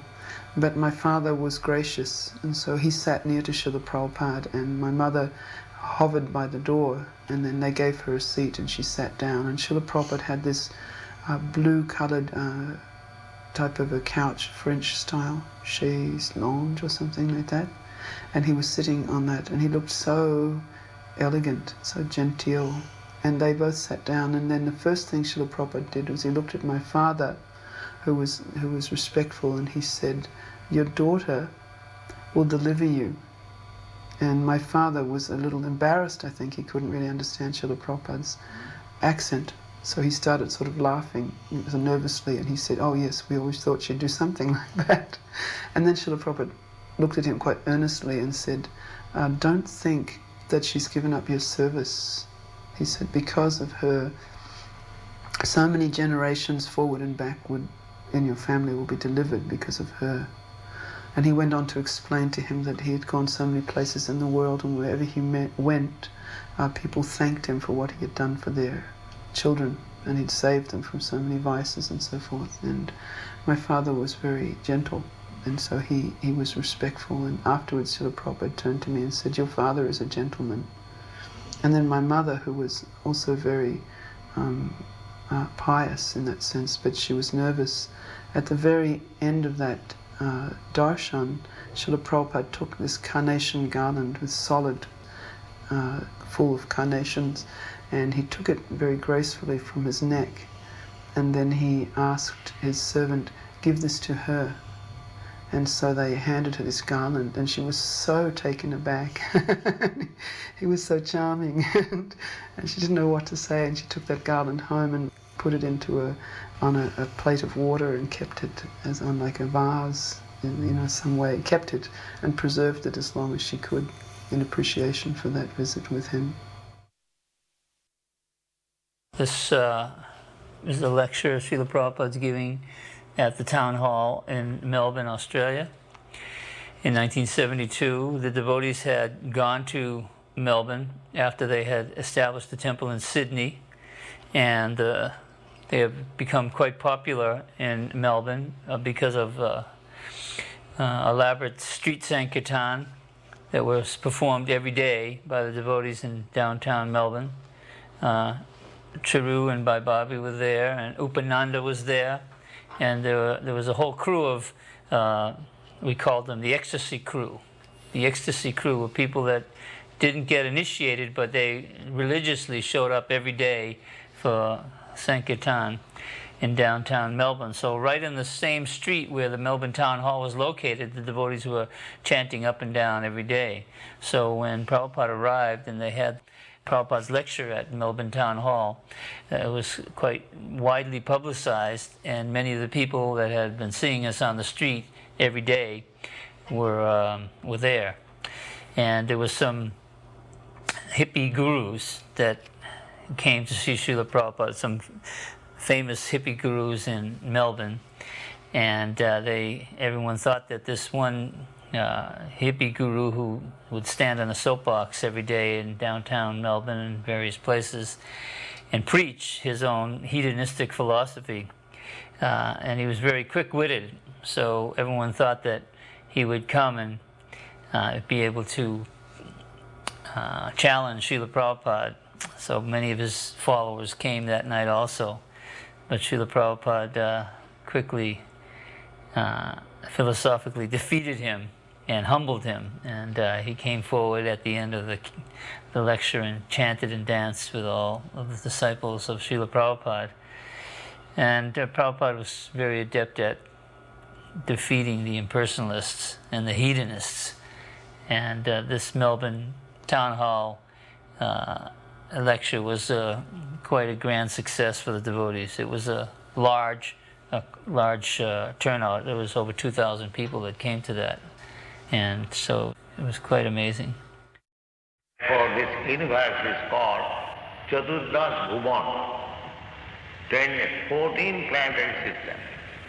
This is called Bhulok. Above this there is Bhuvarlok. Above that there is Janalok. Above that there is Mahalok. Above that there is Satyalok. Above that there is Brahmalok, the highest planetary system.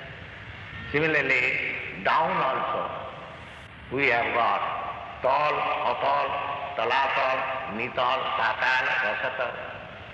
This information we get from Vedic literature. 14 worlds. Each and every universe is consisting of these 14 planetary systems. And there are innumerable universes. That we also get information from Brahma Samhita. Jasa prabha prabhavatu jagadanda koti. Jagadanda koti. Jagadanda means this universe is a big, I mean to say, volume, just like pond of egg. Everything, every planet is just like egg. This Brahmanda, this universe is also like egg. So there are many millions of Jagadanda, and in each and every Jagadanda, kotishu vasudhadi vibhuti bhinnam, there are innumerable planets of. So these are the information we get from Vedic literature. If you like, you can accept. If you don't like, then reject. That is up to you. Yeah.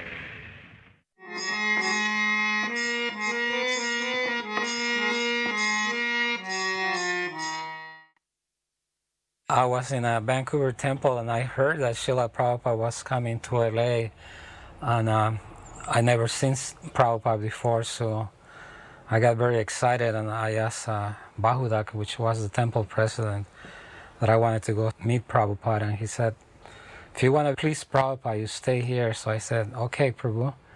And as soon as he left, I ran upstairs to the Brahmacharya ashram, and I didn't even take any clothes. I just grabbed my coat and I ran out the back door, and I didn't have any money, and I was in Canada.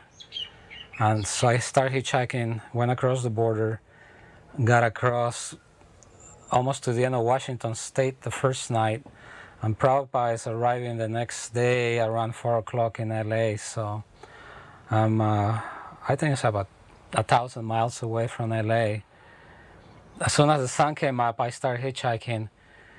And the first car that came over was a brand new Corvette. And this guy was an Air Force pilot. And he said, where are you going? And I go, I'm going to LA. And he said, jump in. And amazingly enough, he was driving about 120 miles an hour. It was great. It was fun. To make a long story short, he dropped me 2 blocks from the temple from LA, and I got there about 20 minutes before Prabhupada came in, and I ran upstairs, took a shower, put on a dhoti, put on tilak, ran outside into the alleyway, and flowers were showering from the top of the building, and the Prabhupada's car pulled up, and the door got open, and Prabhupada came out. It's the first time I saw him, and his smile was great, and the bodies were jumping up and down, and it was like being in the spiritual world. I think I was the first devotee widow, the first widow in the movement. And somebody told me that in India you can tell a person's status by how they're dressed, and it was important what you're wearing. And so it would please Srila Prabhupada if I put on all white. So I went to Culver Center and bought tons of white fabric and began wearing white. But I wasn't sure if that was correct. We were new at everything. You know, nobody knew much about Vedic culture. So I wanted to go before Prabhupada, have him see me in white, and then I felt like I would be able to tell by his reaction. Maybe he would say something or give me a nod or something, make a comment. So I was determined that Prabhupada would see me wearing a white sari. Every time Prabhupada would come to LAX airport, as soon as he walked through the terminal, if you said your obeisances, and you really said the full prayer, by the time you stood up, you didn't even get a glimpse of him, especially if you were in a female body, because all the guys would stand in front of you, and you didn't get to see Srila Prabhupada. So I formulated a plan, and I didn't tell anyone. It was my big dream, my big secret, that the next time he was coming to LAX, I would wait at the bottom of the escalator with my daughter, and all the way down the escalator, he might only see me, and he might say something. So that's what I did. I dreamt about it. I planned it. I couldn't wait. And sure enough, I heard he's coming to Los Angeles again. So I did exactly that. I dressed up my daughter. We waited at the bottom of the escalator. It was difficult because the big tumult was upstairs, the big kirtan, but I stood there. And just as it went in my dreams, he came down the escalator, and there was me and Nimai, and he stopped at the bottom of the escalator. And he leaned forward. He took the little bouquet of flowers that we made for him. He looked at me, he saw the white sari, and I got a definite nod of approval. Without a shadow of a doubt, I got the nod of approval. A very pleased nod. And that one nod, the power of Prabhupada's nod, kept me in white for 18.5 years because of that nod. Meanwhile, what was humorous is the escalator kept going, and so all the sannyasis that were right behind him were getting squished like an accordion. We were always told that Srila Prabhupada's favorite flower was the yellow rose.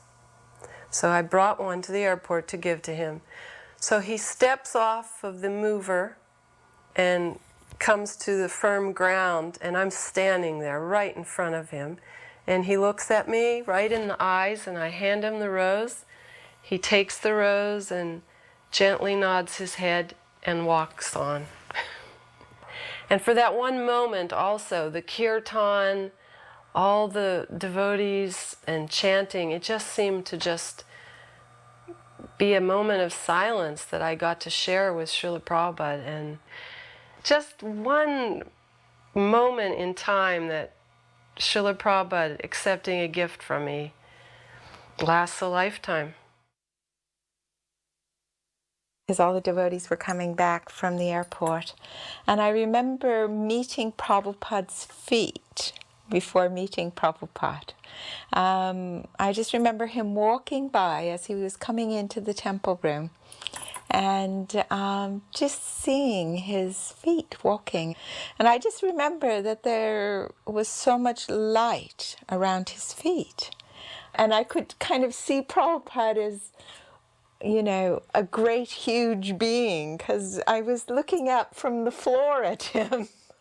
And that's like kind of etched in my mind, that wonderful memory of just seeing his effulgent feet and then, you know, kind of working my way up from the feet up to his golden smile. During kirtan, Prabhupada was so enthusiastic and always encouraging the person who was leading. He would be looking around the room, and I myself personally, I was feeling like I could touch the ceiling. I'd be jumping as high as I could, and I just felt like there was no bounds.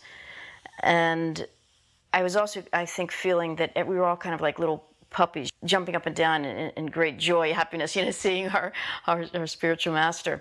So Prabhupada was always encouraging, looking around, and he'd be with his gong, he would take the hammer and he would be gesturing, waving it up and down for everybody to dance. Prabhupada also, he had such perception. Sometimes in my mind, you know, I'd be thinking, I was young. Oh, I wish Prabhupada would look over here. I wish he would look at me. All of a sudden, Prabhupada would be looking directly at me, piercing me with his eyes, and I felt very foolish. But Prabhupada always fulfilled your desires that way. So it was always a special experience every day for months, being able to have that mercy of dancing in front of Prabhupada. And then, of course, during Jai Radha Madhava, Prabhupada himself would be so absorbed, sometimes he would stop being choked up. And I remember how Prabhupada would talk. He would say, actually, I'm just a kirtan man.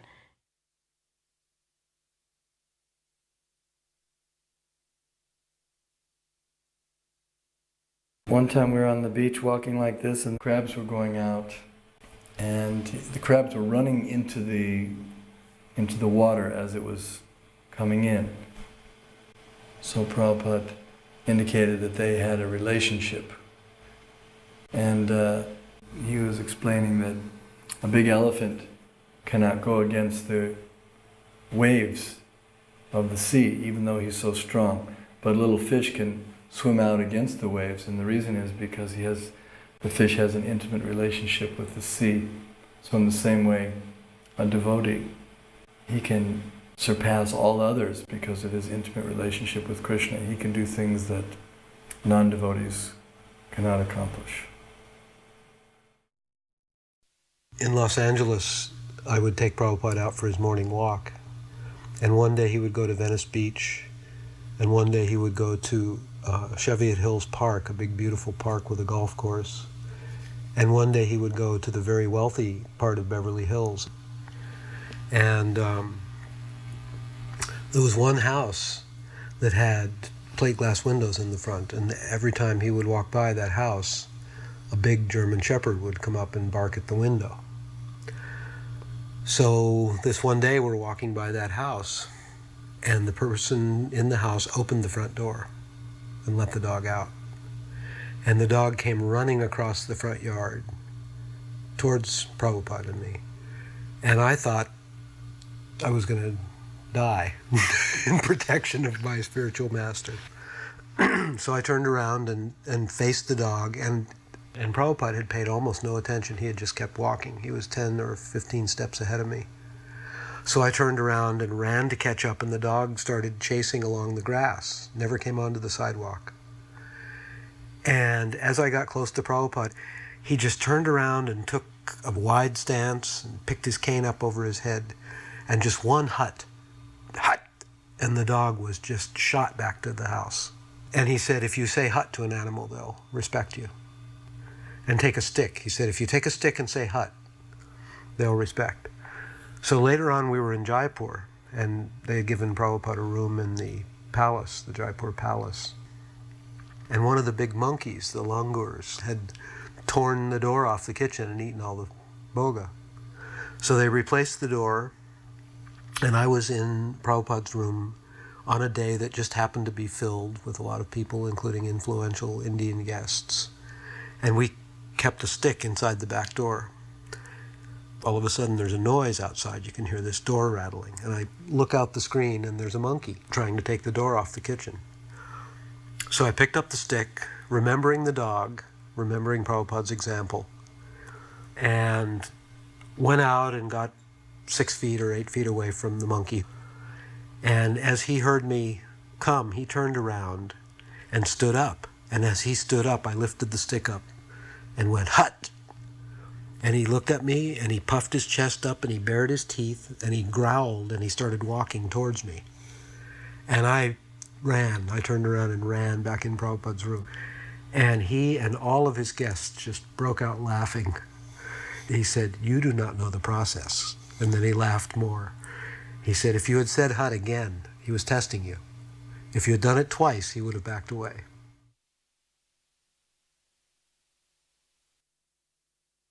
A couple of days a week you were at the incense factory. A couple of days you were on Sankirtan.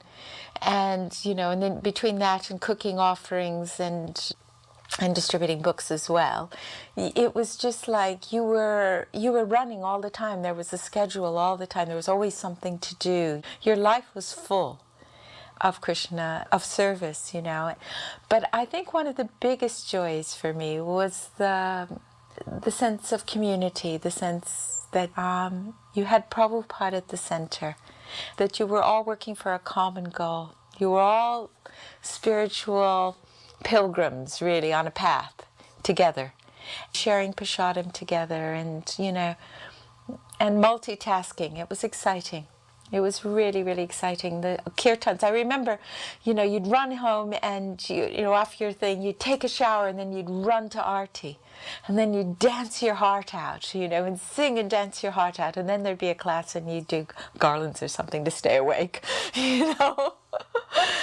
And then you'd put the deities to sleep, and then you'd get everything ready for the morning, and then you'd get your few hours. And the next day would come and you'd be, you have your deity worship or you're cooking your offerings. And life was so full. And we had so much energy then too. And we were totally focused on doing what we were doing. And so there was this big temple, which was the biggest temple when I joined in ISKCON. I think there were 75 devotees there then. And that was like massive. And New Dwarka was the hub of book publishing. The BBT headquarters was in New Dwarka. And Prabhupada said, print books was like one of the core services of the ISKCON movement. And here in New Dwarka, it was, opulent temple, beautiful deities, but it was a very effervescent community, very sparkly, and it was driven by our desire to please Srila Prabhupada. And I think when Prabhupada came, it was like God was coming. Krishna was himself coming, and all the stops were pulled out. And, we were up for days and nights just making sure that everything was really done to as paka as possible. And I think in some way Prabhupada, when he came, he just, appreciated our enthusiasm and our dedication. And it was an absolutely rich experience. And, I'm very thankful I had all those years.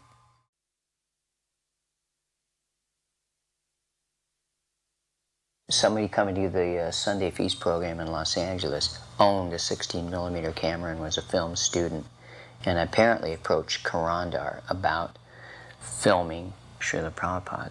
So I think it was Karandar's idea to have Prabhupada give Bhagavad Gita classes. So this was a staged situation. The idea was to film Prabhupada speaking Bhagavad Gita, which would be applicable for the people in general, and have something for television. I shall speak on Bhagavad Gita as it is. The purpose of saying Bhagavad Gita as it is explained that there are many editions of Bhagavad Gita. They are interpreted in their own way, giving up the spirit of Bhagavad Gita. So this particular name, as it is, significant. Perhaps there is no other edition of Bhagavad Gita where it is written as it is. In this connection, Professor Dimmock of Chicago University has written a foreword, and he very much appreciates the theme. He says, Swami Bhaktivedanta comments upon the Gita from this point of view, and that is legitimate. She accepts that Bhagavad Gita as it is legitimate presentation of the great book of knowledge.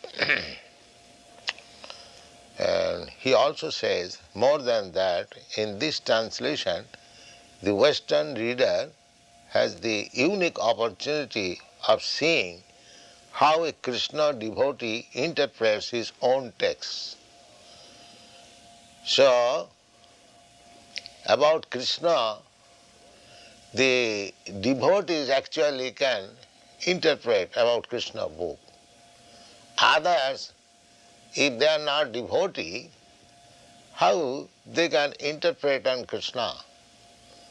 Just like a member of a family can say very nicely about the head of the family, how outsiders can say about the family. That is not possible. Similarly, about Krishna, a Krishna devotee can speak nicely, not others. Others have no right to speak about Krishna. And Krishna also admits Arjuna as the right student of Bhagavad Gita. In the beginning, Krishna says that I have selected you as my student because you are my friend and you are my devotee. So, in other words, we can understand that Bhagavad Gita can be understood who has intimate relationship with Krishna. Just as Krishna says, you are my dear friend. That is intimate relationship with Krishna. And without becoming a devotee, nobody can be intimately related with Krishna. These are the factors to be understood. So, this Bhagavad Gita was spoken 5,000 years ago to Arjuna in the battlefield of Kurukshetra, and the science of understanding God is there in this Bhagavad Gita. And Bhagavad Gita is the science of God. Everything has got some science, scientific book to to understand that particular subject matter. Similarly, there are different types of concept of God. Generally, they take it as an idea, but we don't take it as idea. We take God as concrete fact. Just like you are seeing me, I am seeing you. This is concrete fact. Similarly, a God can be seen by you, and God is already seeing you. There is no doubt about it. But you can see also God. So that process we have to understand, how to see God. That process is mentioned in all the Vedic scripture. That is called Bhakti Yoga, that process. Krishna also says in the Bhagavad Gita, Bhaktya mam abhijanati javan jasyami tattva. If anyone wants to know Krishna, what he is, then one has to accept the process of Bhakti Yoga. There are different types of yogas. Yoga means linking oneself with the Supreme Personality of Godhead.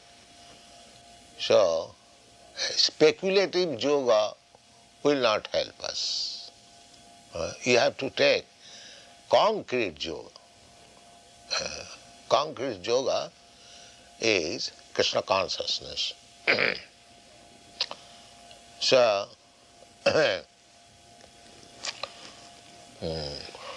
we have given our introduction of the Bhagavad Gita that one has to understand Bhagavad Gita as it is directed in the Bhagavad Gita. There is direction. How to read Bhagavad Gita. People are reading Bhagavad Gita without taking the direction. This we have explained in the manner that if you take some medicine, there is some direction on the bottle, that this is the dose. You take so many drops, so many times, that is direction. Similarly, for understanding Bhagavad Gita actually, you have to accept the direction as given by the author himself, Krishna.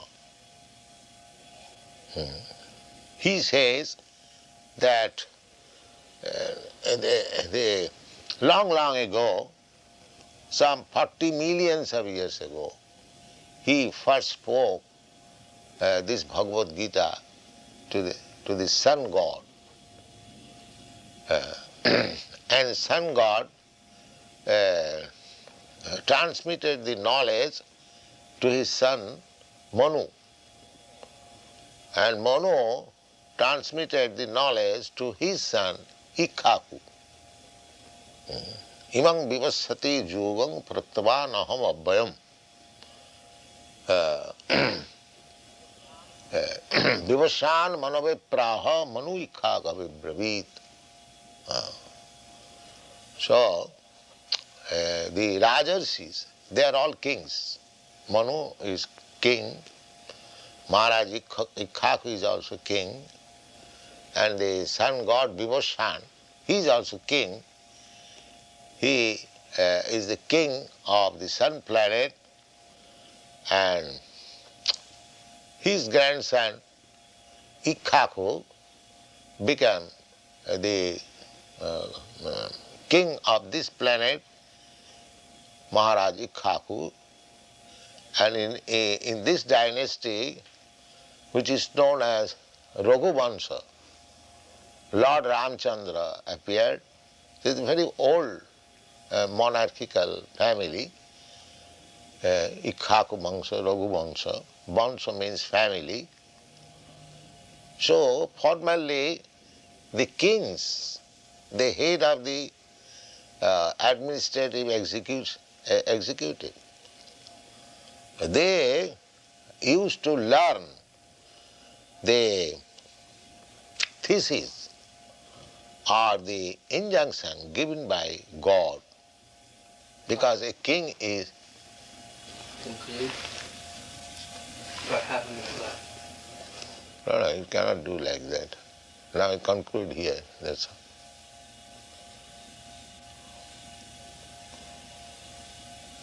Actually, we should just change over. We can change loads, we can pick up right there from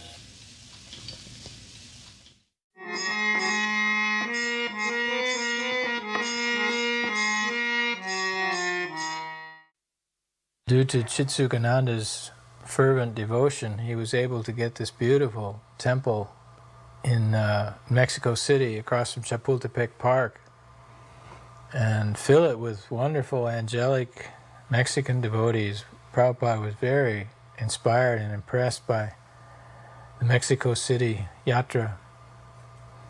When he was there in Mexico, he talked a lot about the relationship between Catholicism and Krishna consciousness, that at heart there is no difference. He was struck, though, how the agony of Christ went against the grain of Vaishnavism. I remember one time in Mexico there, Prabhupada was resting in a room at a life member's home or something, and on the wall was a crucifix, Jesus in agony on the cross. I'd closed the door so Prabhupada could rest, and about a half an hour later I heard his bell ring, and I opened the door. He was sitting on the end of his bed looking at this crucifix on the wall. There were tears streaming down his eyes. And he said, "Just see, they have killed their spiritual master so that they can continue sinning. Please remove this from the room." And he had me take it out of the room. I recall when Srila Prabhupada was invited to give an interview at a television station.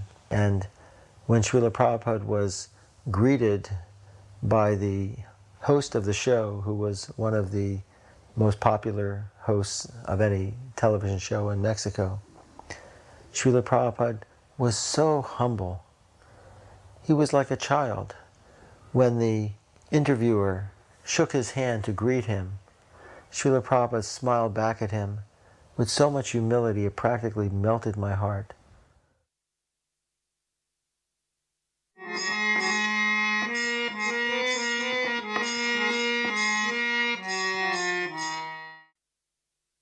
The short devotee who's wearing a white sari is Bhavatarini Devidasi.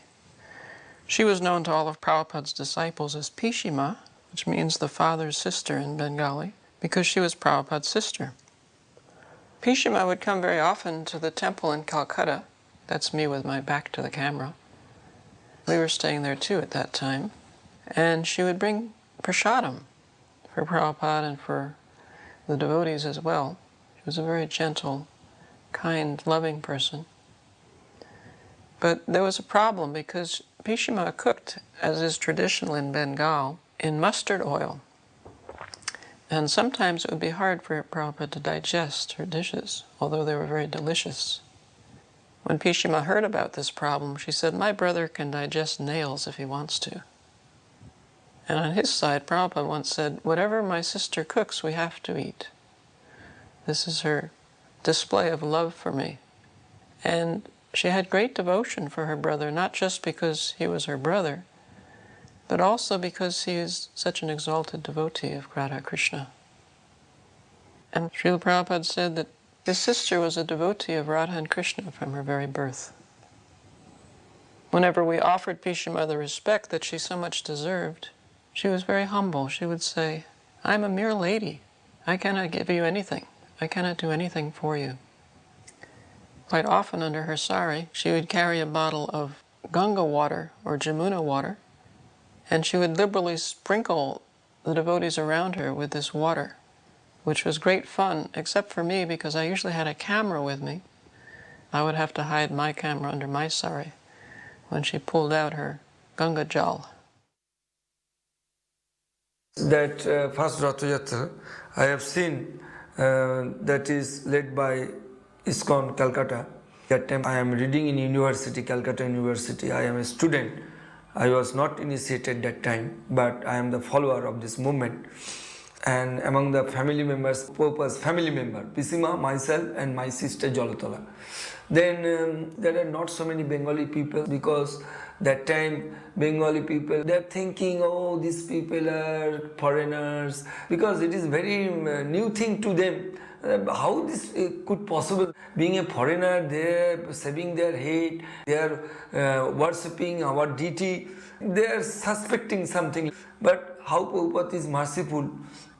The first publicity we got, front page in all the newspaper. They say this is the first time that foreign devotees are chanting and foreign devotees are going on the street with chariot. It is a miracle. And Prabhupada was very pleased. Prabhupada told us that every year you celebrate Rath Yatra, particularly in Calcutta, because Calcutta is a place where he started Rath Yatra at the age of 5. He was born in 1896 and he started Rath Yatra 1902. I met Prabhupada at the Shipriya Park Pandal program. Then I decided that I should take Diksha or initiation from him, because what I have heard from his lecture is melted my heart. So when I met Srila Prabhupada, he inquired my name and where I have come from, what do I study. So everything I told him, and he said, you please come to the temple every day, see the programs, and you join every day whether you like or not. And then I'll give you Diksha afterwards. And then Prabhupada said, are you happy? I said, oh, I'm so much happy, Srila Prabhupada. In the beginning, the mood was very nice. We are not so much rich, but we are pure in heart. We are very working hard, going to monument, esplanade to distribute. Even personally, once Jayapataka Maharaj told me, please come, and you are a Bengali. I am the only Bengali boy. So I every day used to go after my college over, then distributing book. And then when the people, Bengali people sees me, oh, you are a Bengali, you are foreigners, oh, maybe they are CIA. Then I told them why you are saying all these things, because their Guru Maharaj is Bengali. Oh, that Guru Maharaj is Bengali, is it possible? Yeah, you can come and see. And he was born in Calcutta. He went to abroad to preach this Krishna consciousness movement. Why not you are coming to our Calcutta temple? Then so many people are interested, Bengali people, they used to come and participate.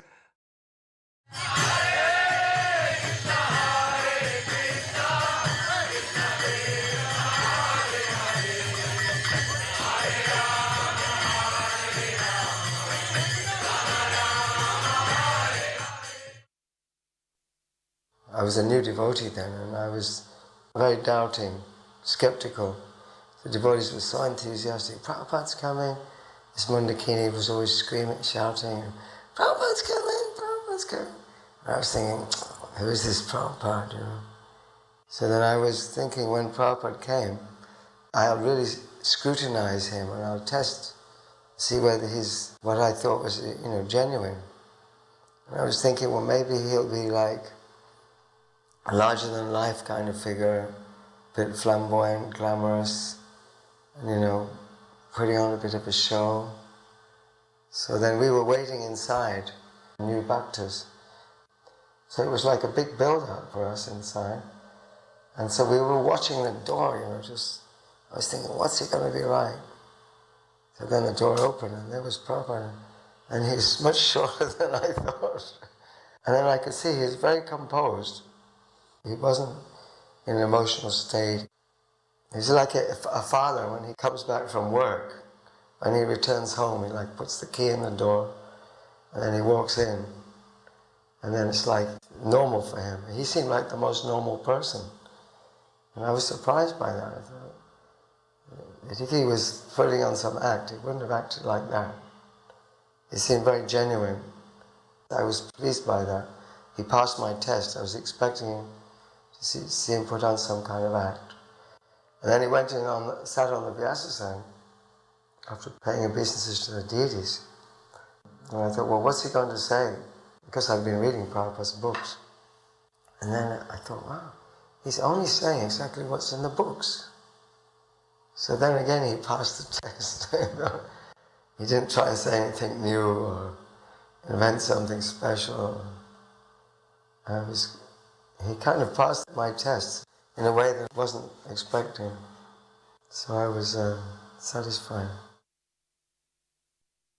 In 1972 I was a temple president in London, and Srila Prabhupada noticed that there were so many boys and girls staying in the temple. In fact, in the morning sometimes you'd have to step over sleeping bodies to get down the stairs. And we needed space to expand.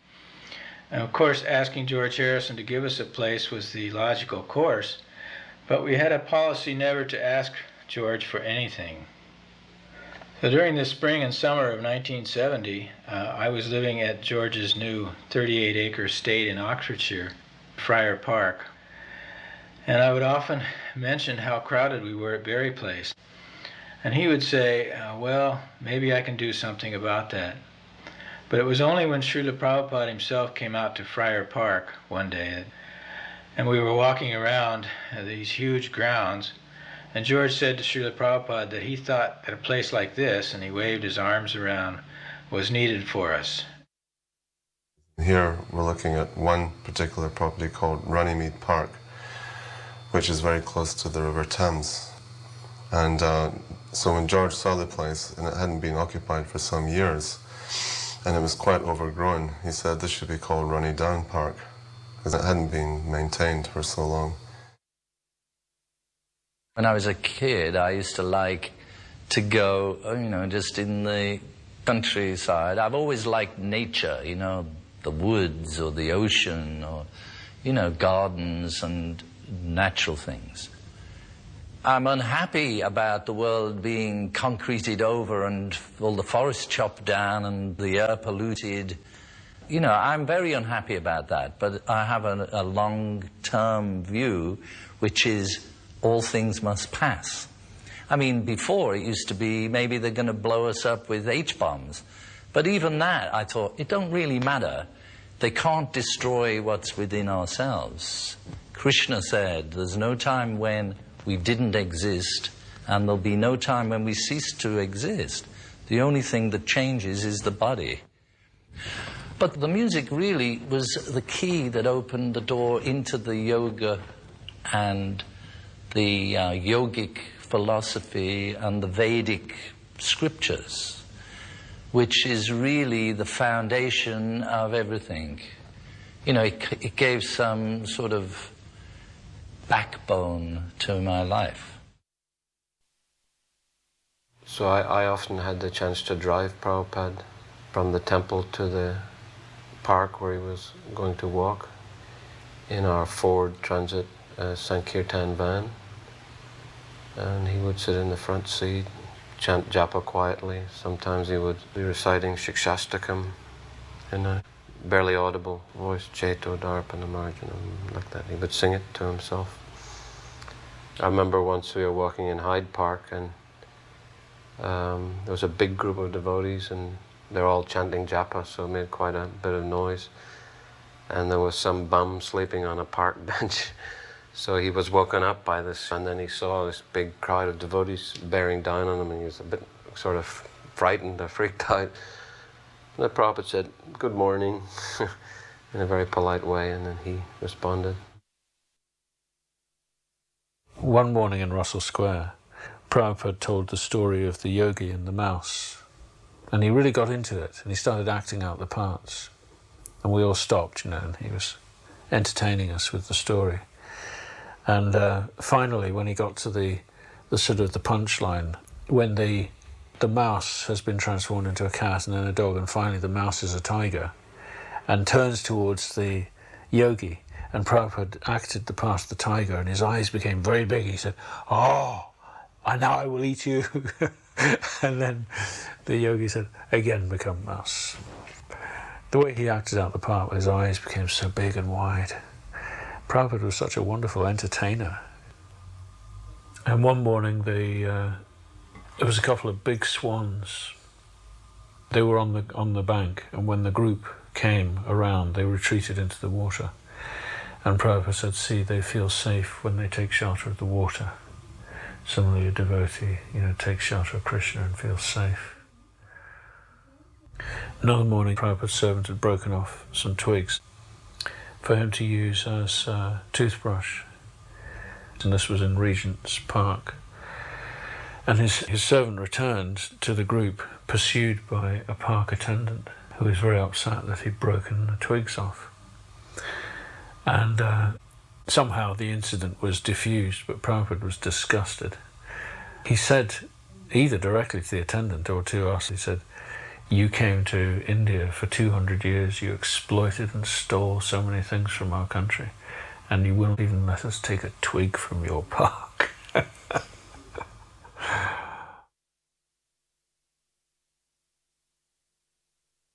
When he came to Bury Place and saw the deities, he was always very encouraging. He used to say things like, Krishna's very happy here, thank you very much, and just like nod and smile, just a little something that actually kept us going.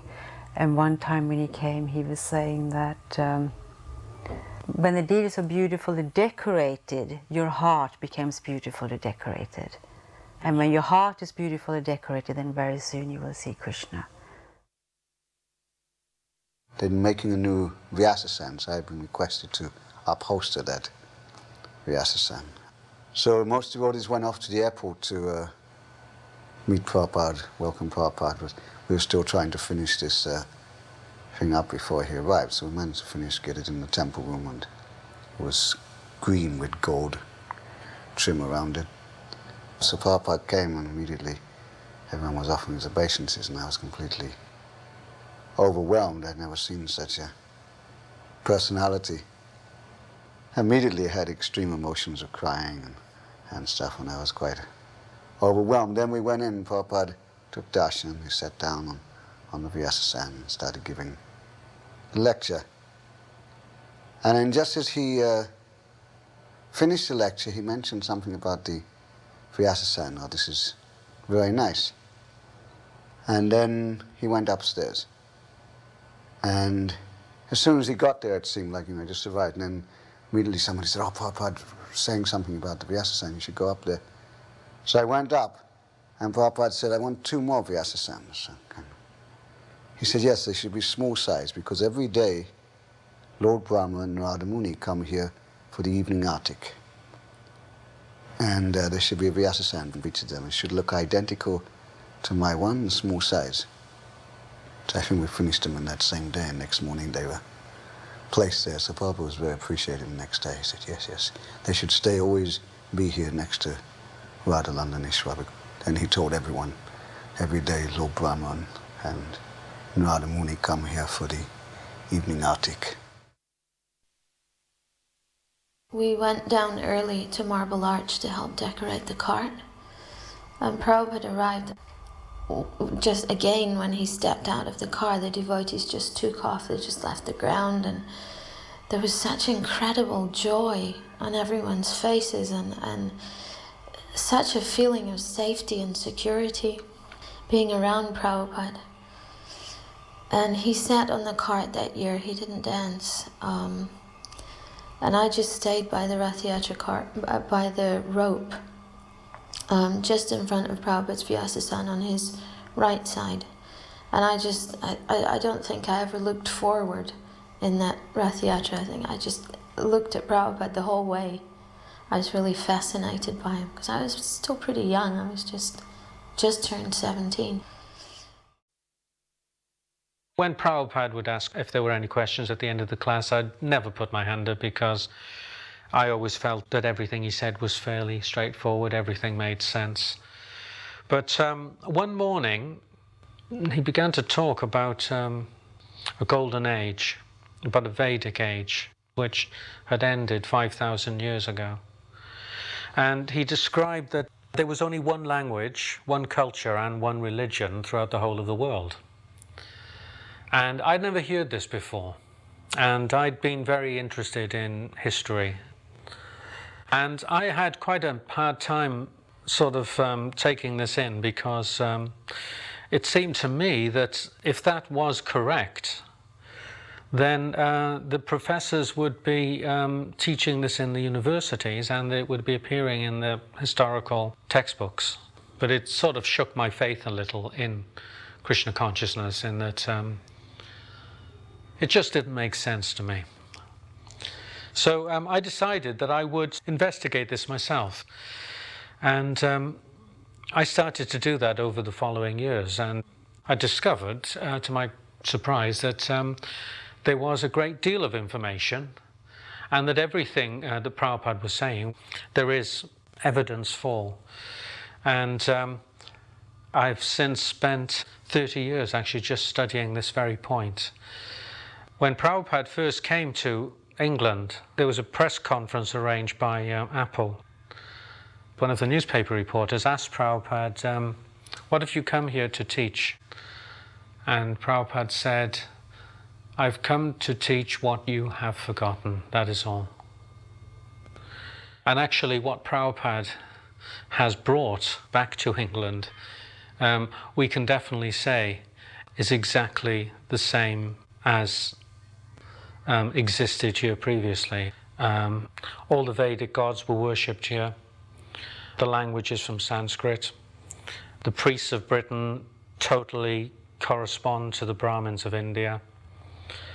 They perform fire yajnas. They divided their society into 4 spiritual and 4 social orders. There are dozens and dozens of parallels. And it's quite amazing that Prabhupada gave that answer.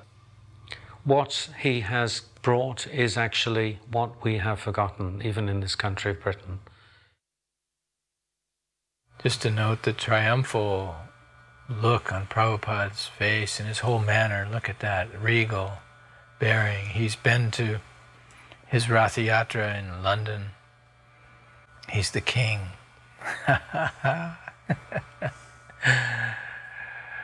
Oh, we did everything in our power to make the situation around him so that he would appear as a king. If you look at the faces of the devotees, they all look tense and sort of pensive and sad and anxious, because, you know, Prabhupada's leaving and he's been staying in London for 5 or 6 weeks, and now suddenly he's going. And it's a very sad moment, actually. I mean, a lot of people will be bursting into tears once he's gone, I think. Some of them might already be tearful. And when Prabhupada's around for a few weeks, a month or 2 or 6 weeks, you start to sort of, just a little bit, you start to get used to take him for granted a bit. And I remember I used to think, this is Krishna's punishment. He's taking Prabhupada away because we're not appreciating him enough. We went with him right up to the passport barrier, but we couldn't go with him any further. We're seeing the public faces of Prabhupada in these videos, but the private moments with Prabhupada in his rooms were, of course, the most attractive to the devotees. Those were not captured in film so much, but the end of the day or early in the morning, sitting in Prabhupada's room while he discussed the daily activities, or giving our reports at the end of the day of what we had accomplished during the day. These were the most delightful moments with Prabhupada, most intimate and surprising moments. Prabhupada never, for a moment, was predictable in any way. Everything he did and said was a complete surprise. In all the years that I used to open the door to his room and go in, I never ever lost that feeling of slight anxiety when I opened the door, that I couldn't predict what was going to happen. I knew it would be wonderful and it would be a total surprise, but you could never tell what the spiritual master was going to do or say. Goodbye, Prabhupada.